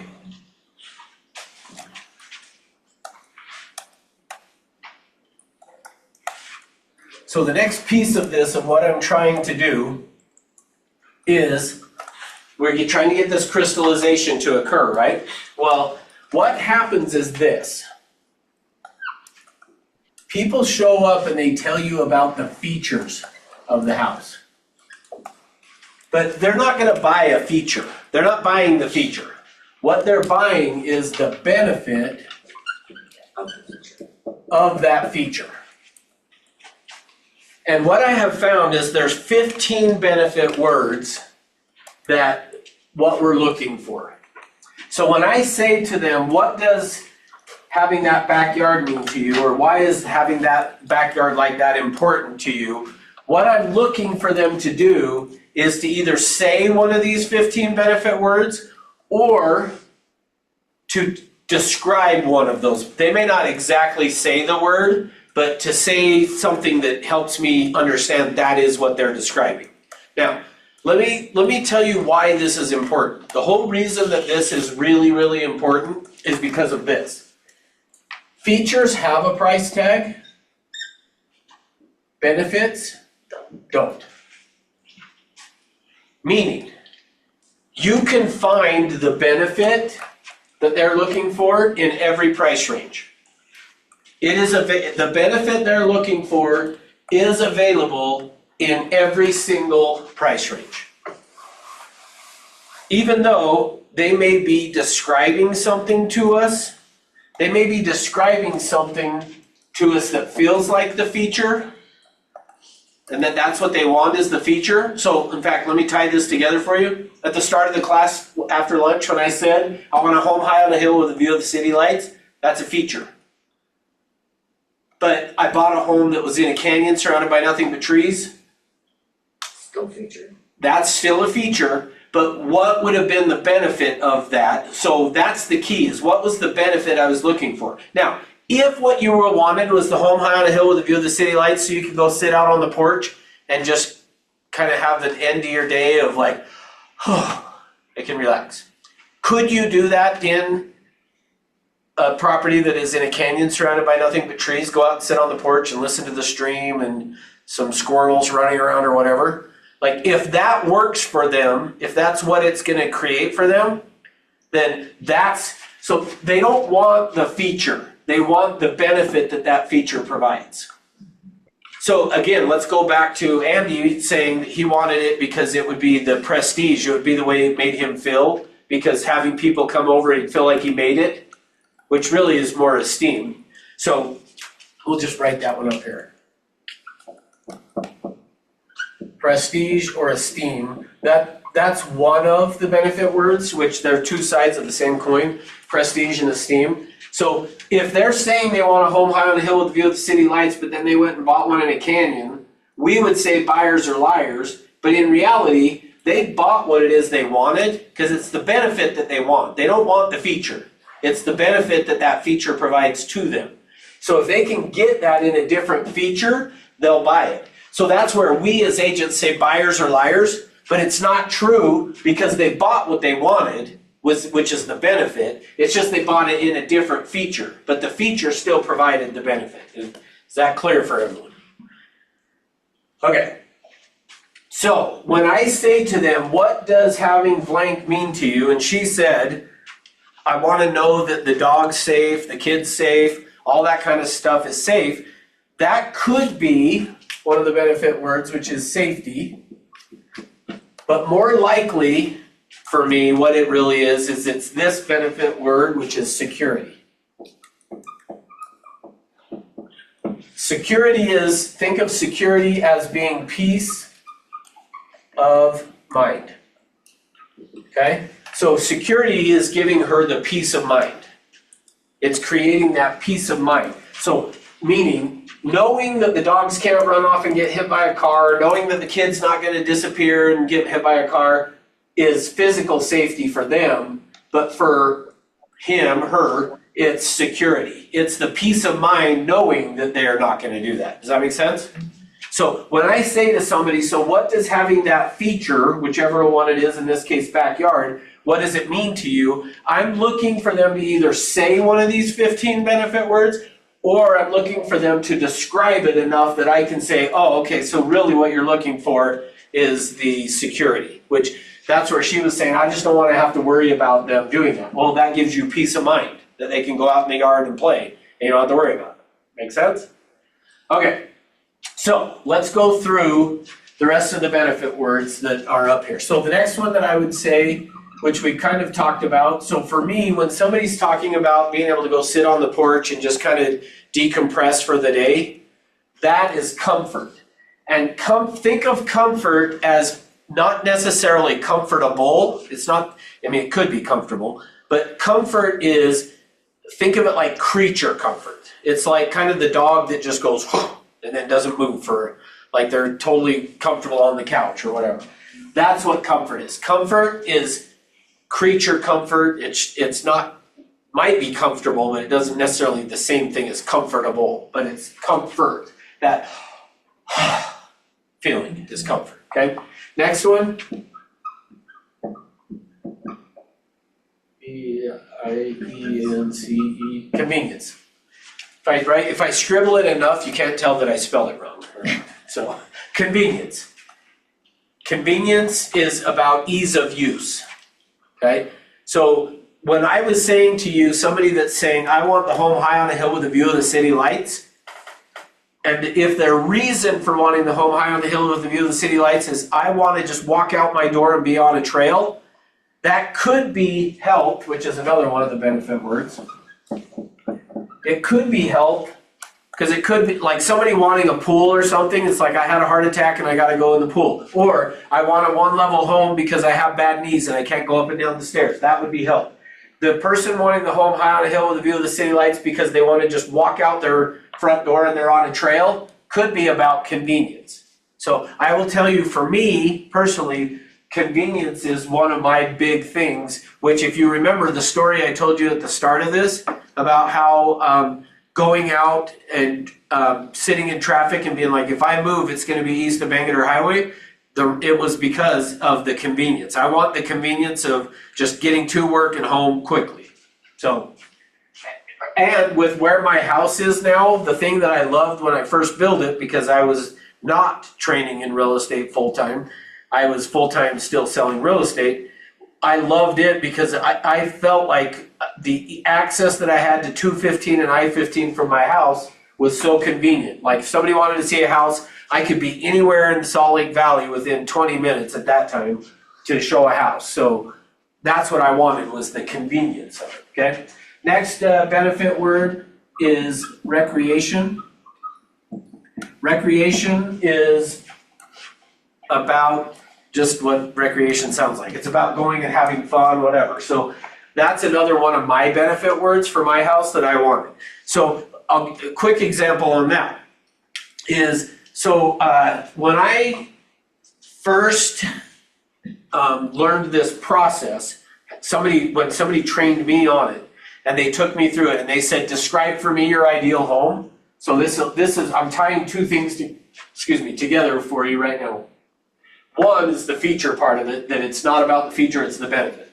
So when they said to me, describe for me your ideal home, I said I wanted a home that was on a 1 acre lot. Well, the house I bought today is on a 1/4 acre of a lot, not a 1 acre. So I would have been that buyer that you would have said buyers are liars about. But if you got down to what is it about a 1 acre lot that I wanted? Why I wanted a 1 acre lot was I wanted to have an area to go out with my boys and play baseball in the yard. I wanted a 1 acre so we could go out and throw a baseball, throw a football, and have plenty of space and not worry about breaking windows or anything. Well, the home I bought's on a 1/4 acre lot, but right outside of my backyard is the neighborhood park, which is way bigger than an acre. Therefore, it met my need of recreation. But here's the truth. I don't want 1 acre. My wife still does. I don't want an acre because I don't want to have to maintain it. So the beautiful thing about what I have now is I have access to use it for the recreation where I could go out with my boys and play sports, but I don't have to maintain it. I have to pay an HOA fee, but to me, worth it because I don't have to maintain it, but I have access to go use it. There's a pool there, there's basketball courts, tennis courts. I've got all of that stuff for the recreation that I like to do, but I don't have to maintain it. So meaning, this would have been an example if I would have said to you, I want to buy a home on a 1 acre lot, and every time you took me and showed me a house with a 1 acre lot, I would have looked at it and been like, I'm going to spend all day on Saturday maintaining the yard. I'm not going to have any time to go do fun stuff. So I wouldn't have bought it because I would have been like, yeah, this is going to be too much work. I don't want to do it. Yet, I would have said, oh, hey, I found this other house that's a 1/4 acre with a park really close by, and you'd have been like, buyers are liars. He told me he wanted a 1 acre lot, and then he goes and buys a 1/4 acre. Well, now you can understand why they do that. It's not about the feature, it's about the benefit. And it is very possible that there's a a feature that meets the benefit better than the one that I said. Because see, I would have never thought of that on my own about, hey, I would have just said I want a 1 acre lot. I wouldn't have thought of like, hey, but I really don't want 1 acre. What I really want is just access that really, probably another way of saying is the convenience, wherever my convenience is, of ease of use to using the recreation would be part of it as well. So that's what I want you to see too, of why features have a price tag, benefits don't. The reason the benefits don't have a price tag is because somebody may say they want a pool in their yard, but then they qualify for $400,000. Probably not gonna find many pools in somebody's backyard, but could you find a condo complex that has a pool or a townhouse or whatever? Like that's how you go from this, I want this feature, but really once we know what the benefit is, then I could say, hey, well, so really since what you want is the 1 acre, you want it so that you can go out and play baseball and stuff. How would you feel if you found one that didn't have an acre, but there was a park close by, and you gotta figure out for them what close by is okay, but it's close by, and they may say, oh yeah, that would work, or they might go, no, I want the 1 acre in my backyard. Okay, now I know, I know we're stuck with 1 acre, versus me, I'm still like, I don't want it, because I don't wanna maintain it. Alright, let's keep going on this. Other benefits. Love. So that's another one that will come up of like, that generally a lot of times is tied to the kitchen and things is the love. Next, we'll do economy.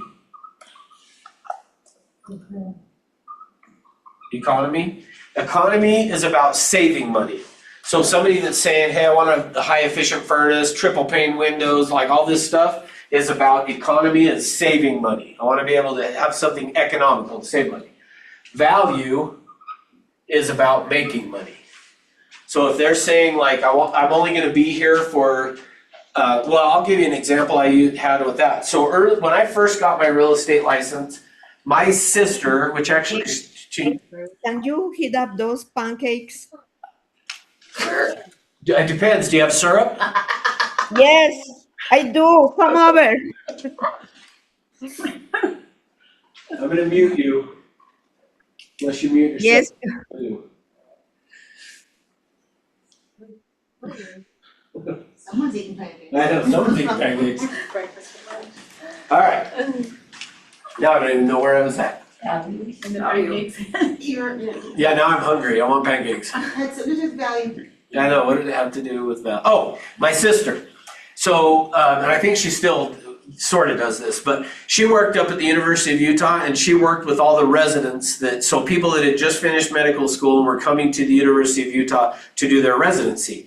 Well, so some of them, when they come in, want to buy a house because they have families. Others come in and they're like, I just want to rent. Well, any of them that wanted to buy, my sister would then refer to me, and I would then take these people and go show them properties if they were wanting to buy a house.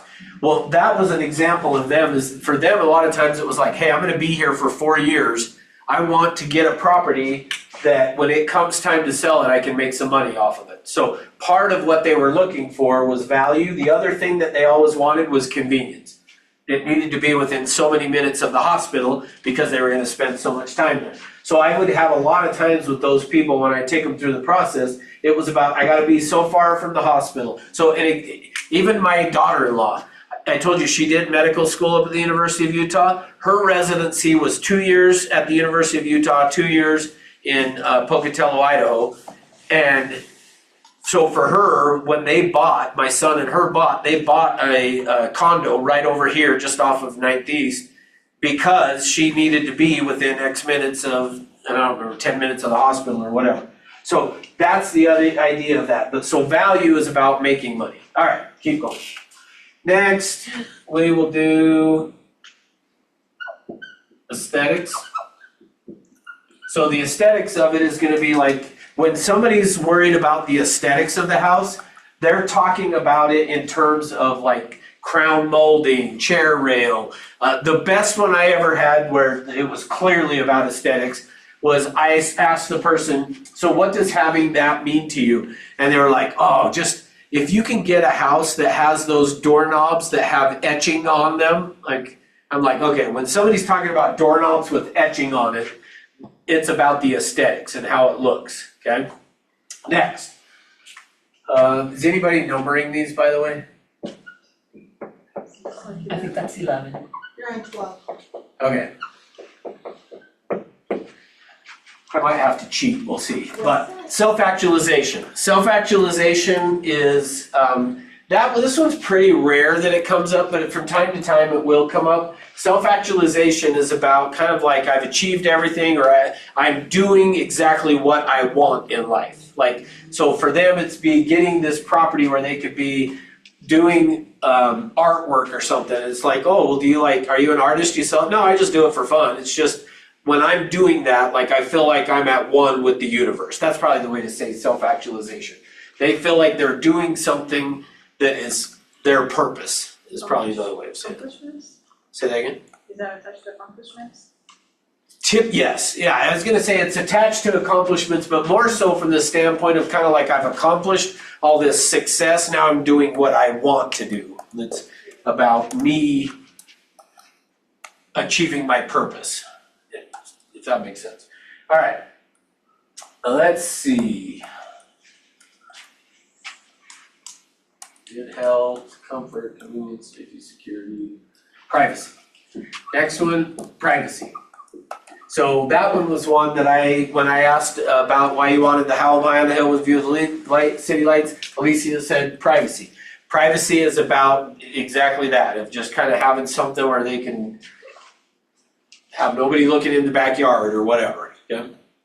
In fact, my next door neighbor, I found out after we had moved in that, because I said something to them one day about like, man, from our master bedroom, you can almost see into your bathroom, and the wife was like, hey, believe me, when your house was being built, I came over and stood there and had her husband Brian, she's like, I had Brian walk around all these different spots to make sure you couldn't see into my thing. So anyway, that privacy, like it's just making sure that people can't see that way. So okay, let's see, is that 13? Yeah. All right, I'll do the one I've been delaying now. There you go. Did you know what was coming? Oh, that was only 12, this is 13. Oh, this is 13. Okay, well, anyway, we did it anyway. So sex. Next one is sex. So believe it or not, somebody might have that being their, what's important to them about the backyard for Aubrey. So that would have been awesome, actually. I should have, next time we're gonna set that up for the class. That'd be hilarious. That would be like, so hey, what is it about the backyard? And you can be like, no. So I have actually had it come up twice, though, in actual sitting down with a buyer, taking them through it. So anyway, can come up. Now, I will say. In the backyard? No, not necessarily. Oh, I was like, Yeah, no, I'm not saying all of these are for the backyard. These are just anywhere. The one was in the backyard though, because it was the hot tub in the backyard is what it was about. But Yeah, I had one client who was one step away from a nudist. Oh. And it was very hard finding, like nobody knows. yeah, because the privacy part of it. It was, yeah. What is one step away? Does that mean they want to walk around in their underwear? Yeah, they're in a phone. People came over, or, certain situations they would put on. Oh, okay. So they were. They're home, they were, Yeah. Once they walked in the door, the clothes were off. Gotcha. Yes, we had rules. Yeah, for sure. Okay, let me see what I'm I think missing. you only have one, I think I'd like. one more. Oh, You're on 14, I'm this sorry. is the one that I thought. That is working, yeah.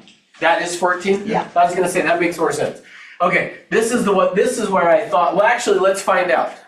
So Aubrey, what does having that backyard mean to you? Sex. No, just kidding.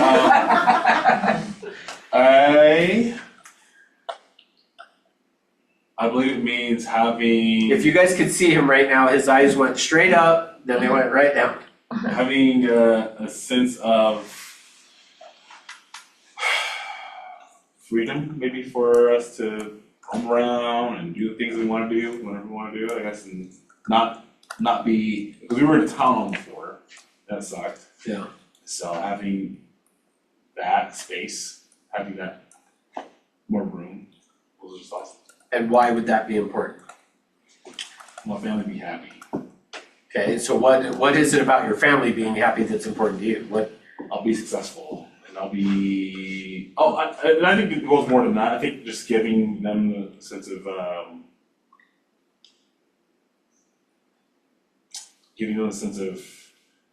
don't know. Security, safety. No, don't give them ideas. Yeah, security, safety. Yeah, that's what, yeah, don't, we let them discover it. That is the hardest part of this, is you want to help them, but when you're doing this with the client, don't help, just, I think it would give me a sense of accomplishment. oh, okay. Yeah, it's Interesting. accomplishment that helping my family have a place of refuge they can go to and not just, out in the wind. When we lived in Midvale on freaking 78th, it was, or Main Street, Center Street. Homeless people would walk by, and I'm like, ugh, and then it was like, the backyard, our backyard was garages and dumpsters, and it was kind of like not appealing, but it was giving them a sense of just like, hey, we not necessarily made it, but we have our own space. Yeah, so, okay, so for you guys, which of these benefit words, which I thought it was gonna be the one that I haven't put up here yet, but which of these benefit words would you say that it is? I heard prestige on that one. Yeah, or esteem, like, I feel like it's more esteem. So, but here's the key thing, is you wanna ask this, what does it mean to you, and then you're looking for them to either say one of these words or describe it, and I felt the same with what you were saying. So what I would do then is I would say, so Aubrey, if I understand you correctly, really, what you're looking for, and because he didn't say esteem, I might not say esteem, but based on what you said, really, having this yard with all that room and the space and stuff, really has you feel like you're actually meeting the needs of your family. It feels like you're doing what you were supposed to be doing and accomplishing. Providing. Yeah, providing, that would be a great word. But Wouldn't that be too self-actualization? He feels that he has accomplished something. could be, but I would say, and how you find out is you would say that to him. So here's how I would do it, is I'd say, so Aubrey, if I understand you correctly, what getting this house is gonna do for you is give you self-actualization. It would get me to the next step of where we're So, going. see, what you're looking for when you summarize is if they hesitate at all, like if he did that and was like, yeah, then I would be okay. But when he's like, it just gets me to the next step. So that's what I would say too, is I feel like, so I would say, so if I understand you correctly, it's you showing your like you feel like you are being the provider you're supposed to be. So, great. So what we're looking for then is a home that will allow you to feel that way about yourself, for your family. Yeah, for sure. Okay, then I would go, okay, great, now let's talk about the basement. And then I'd say, so Davis, this is where I'd loop back up and go, okay, now let's talk about the basement. Picture yourself in the basement. So directive, picture yourself in the basement, tell me what you see. He would tell me what he sees. I would ask who's gonna use it, what's it gonna be for, how often, what's the layout need to be, where would this be, how would that be, blah, blah, blah. Then I'm gonna say, so what does having that basement mean to you? Now, he may or may not know already, so what would having that basement mean to you? I have a place for my buddy who needs to not be homeless, and also, yeah, we have space to be a refuge for people. And why is that important to you? Because people do that for me. Okay. We'll have a place where I can actually get back to people that help, I was. Cool, so and being able to give back, what does that do for you? It gives me, I mean, it doesn't do too much for me. I mean, it mostly just helps him, because I know he needs a place, he wants a place, and he could find a place to live, but, So see, because we haven't asked all the questions, he's kind of like, it's more about him, but I disagree. I think it really is still, I mean, yes, it's about him, but I think probably if we really went through this, we would find out that it's one of these other benefit words. Well, my wife wants to have her own art studio and all this stuff. She wants to get him out. But I'm like, hey, he needs a place to stay. Yeah. I'm like, hey, let's make sure that he's taken care of, and it kind of gets him home. Because he's moved back with his parents, and I was like, you should be living with your parents. You're like 33, brother. And yeah, just making sure like he can have a place. But eventually, I say more selfish. In the future, our home will open up another, it was like, I think that's like 500 square feet. We'll get back when he moves out. So we'll have a gym maybe, and an art studio, and maybe another bed to put down if somebody needs to come over and chill out a little bit. So, but notice though, here's the big thing I want you guys to notice. How often do you have that type of a conversation with a buyer? Where they start telling you that much detail about stuff? Like, that's the idea of this, that's why I said to you, this creates a huge connection with them because you get into some pretty detailed stuff. So the very last word is, which is what I thought you were gonna say about the backyard, was entertainment. I did say that earlier. Yeah, earlier when we were talking about, but when I asked you what does having it mean to you, you didn't say, it's not, that could be a part of it for sure. Like, it is possible for a feature to be multi-beneficial, just know that as I'll well. show you too deep, but we don't use the backyard for anything else but hanging out with other people and dogs. Not for, we don't use it for sex, that's for sure. So useless. There's not enough shade. So no hot. No, we have neighbors sitting on the porch staring at us, it's all, so we- There's not enough privacy in the background.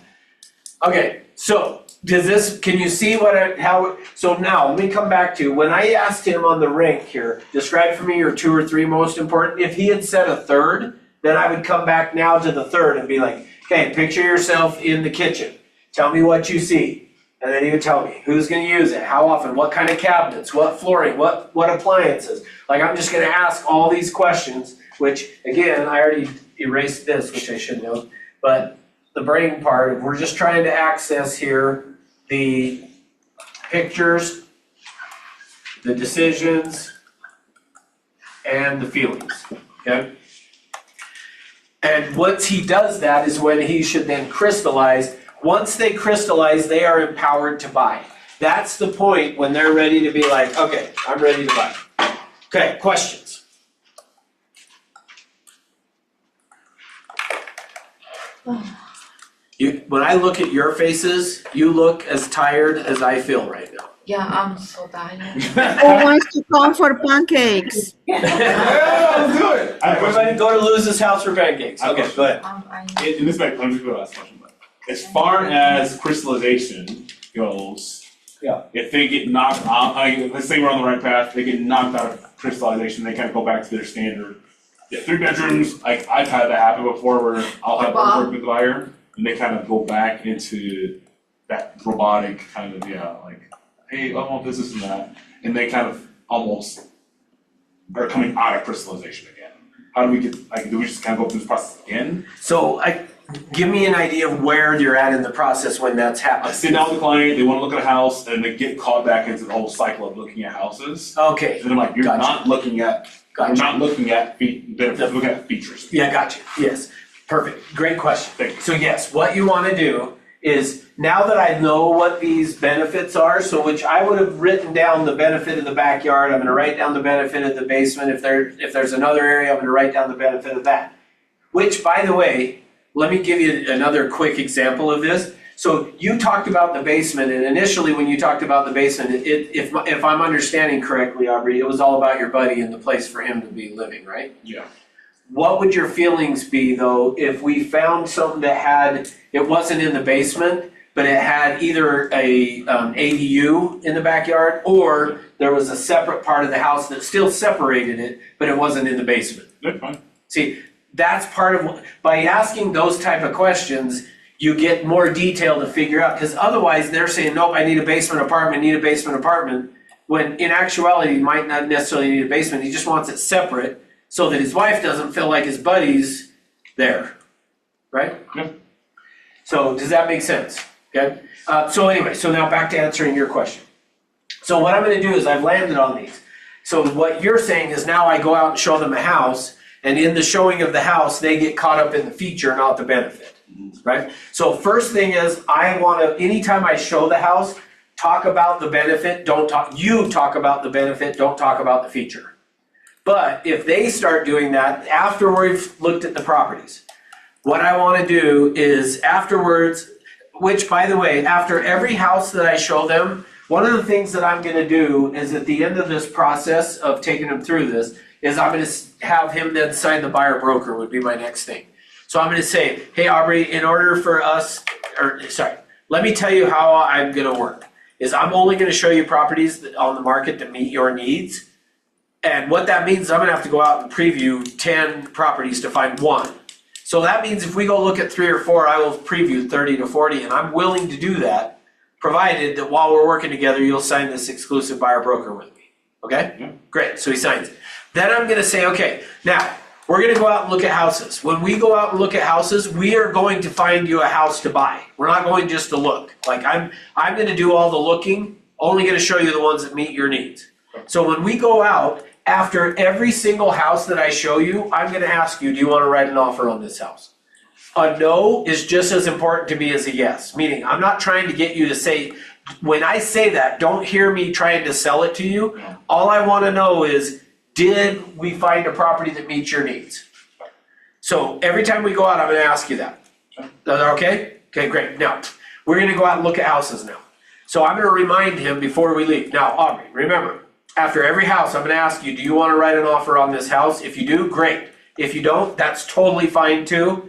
I just wanna make sure I'm not wasting your time. Remember our 3 things up here? Yeah. I just tell them, I wanna make sure I'm not wasting your time showing you properties that don't work for you. Okay? So we go look at the first house. Come out of the first house. Do you wanna write an offer on this house? No. Okay, great. Let's go look at the next one. We go look at the next one. Do you wanna write an offer on this house? No. Okay, let's go to the next one. Come out. Do you wanna write an offer on this house? Okay, so, hey, Aubrey, I apologize. Like, I really, really want to find you properties that work for you. So, first, I just wanna apologize that I wasted your time today with properties that didn't work. Now, with that in mind, though, help me figure out, what did I miss? Let's talk about that. What did I miss? Yeah, And this is where you're saying they go to the you feature. gotta go back, the kitchen was, kitchen was stupid, and, the floorboards creaked a little bit too much, and the roof was looking a little old in these houses, so. So in essence, what I'm gonna do is I'm going right back to here. So you're now telling me, so I'm gonna go, hey, so tell me what I missed. When I say, tell me what I missed on this, because I only wanna show you houses that meet your needs, so tell me what I missed. And then he starts telling me blah, blah, blah. From there, I'm gonna say, okay, so who, what, when, where, how, questions. But basically, I just plug right back into this. But notice what I'm doing is I'm taking responsibility for it. But my experience is when I do that, when I go, hey, I apologize. Like, I really thought I was gonna find you a house today that we could write an offer on. And so I wanna make sure that I don't do that again. So tell me what I missed. And then bam, I'm right back into the process. And then so I'm gonna get it back to, you might even wanna say to them, just even, if I did that a couple of times and they kept sticking on features, I would just explain it to them of like, look, from what we talked before, really what you're looking for is someplace for the entertainment. So rather than focusing on the feature, focus on, are you gonna be able to entertain in that property? So then when I go show the properties, I'm gonna just say, hey, can you see yourself entertaining in this property? Is that helpful? That's very helpful. Okay, what other questions? Like, it is funny to look at you guys' faces right now, like, you all look exhausted. You have Yes. pancakes? Did I mentally exhaust you? It's great information, it's just what we are tired. I want these pancakes. I don't know. want the So I have a question, how many times do you fill up all the squares, or you just stop when they stop Yeah, talking? when they say, I'm gonna give them every opportunity to fill the grid. But I'm not gonna force it either, like I'm just, hey, what else? Keep going, what else? Keep going until they say that's about it. Once they say that's about it, then I'm done. Unless, when I do that second pass, remember I said before I rank it, I'm gonna look to see and I don't have a whole lot of information. I would then go, hey, you mentioned the basement, tell me more about it. Sometimes what'll happen is they'll start talking about the basement and then they'll be like, oh, I forgot to tell you about this in the garage and then blah, blah, blah. Okay, great. So I just really let them be in charge. So I'm guiding them, but I'm letting them decide. And if they don't fill the grid, then they don't fill the grid. Quick story on that. In fact, let's pass these Do you around. take that with you? Yes. Oh, on the showing? When You you're could. clients, You don't have to, you but say you you're could. sitting somewhere else, but on your phone, it's an easy one, would you take that with you and? You could. I usually, I didn't usually. I just made sure I knew what the benefits were. Okay. But you could for sure.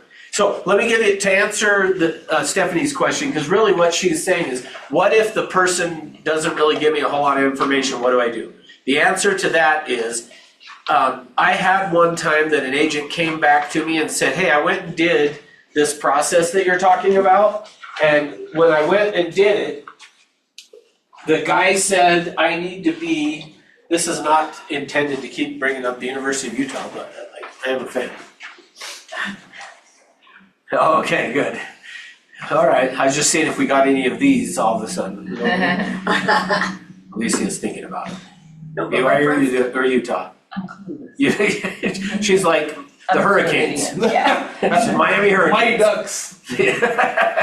Okay. Make fun of the ducks. I love that movie. Okay, I was in that movie. You should be in Washington or Washington State, aren't you? Are you like, Yeah, you're- I had one at Eastern, so. Oh, I'm okay. a swoop. I'm an eagle. Okay.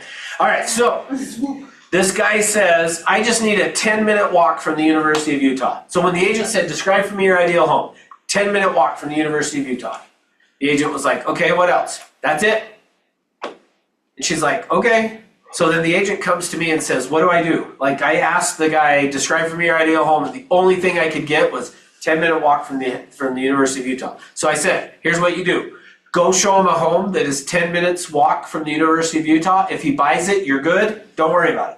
If he doesn't buy it, then when he doesn't buy it, do what we just talked about of, hey, I don't want to waste your time showing you properties that don't meet your needs. Help me understand what didn't work on this property. She goes, okay. So she lines up 2 properties for him to go look at. They go look at the first one. She says, all right, do you want to write an offer on this property? He's like, sure. She's like, okay, well, should we go look at the other one first? Okay, go look at the other one. What do you think? Would you want to write an offer on this property? Yeah, either of these would work, but the other one's a little closer, so let's write an offer on that one. She came back and she's like, what the heck? And I said, well, I don't know, but apparently that's all he cared about. Now, what it was convenience. So what she did find out later as she went through it, the guy was a professor at the University of Utah. He spent all day, every day, doing research. He just loved it. The only thing he needed and why he wanted it a 10-minute walk is he liked to ride his bike to work, but he's like, if it's snowing in the winter, I only want to have to walk 10 minutes in the snow. And the only thing he did at the place was sleep and shower, and I guess occasionally eat, but sleep and shower. So he was like, I don't really care. I just need someplace that's close for me to be able to get there. See, so if that's all it is, then that's fine. And that's why I say if you can't get a lot of information, Stephanie, what you want to do is just say, great, let's go look at some houses, and then afterwards go, okay, if they write an offer, who cares? You did it, you're good. If they don't, then you go back into, hey, help me understand, what did I miss? I don't want to waste your time looking at properties that don't work for you. All right, any other questions? Yes. How do you get more buyers? Okay. I missed that class. Yeah, I was going to say, that was this morning, so, all right. Would it be rude if I leave? No, because I'm gonna leave too, so. Would be really Davis. So do you wanna use like this, like form, like every single time you have an appointment? Yes. Or is it just like you, like, what I'm pretty much saying is like, is there like a internet thing like where I could print this out? No, you can either come get a copy from me or use that as your, Okay. make photocopies of that one. Make 2 Or copies make your for own. this one. Or make your own. Like, that's the other side of it is, do just keep that in mind. At any time, you could grab a blank piece of paper and go, I mean, you don't even have to do that. Yeah. Grab the blank piece of paper and do that. Okay? You're good. But the advantage to this is it has the permission, which we didn't talk about, the permission script at the top. You always want to start, before you dive into the directive, of start with that permission. In order for us to determine whether or not I can help you, have a few questions, I want to ask them, maybe things you haven't considered. Is that going to be okay? Yep, okay, great. Describe for me your ideal home. So that's the advantage of keeping this, so I would just make photocopies. That's my recommendation.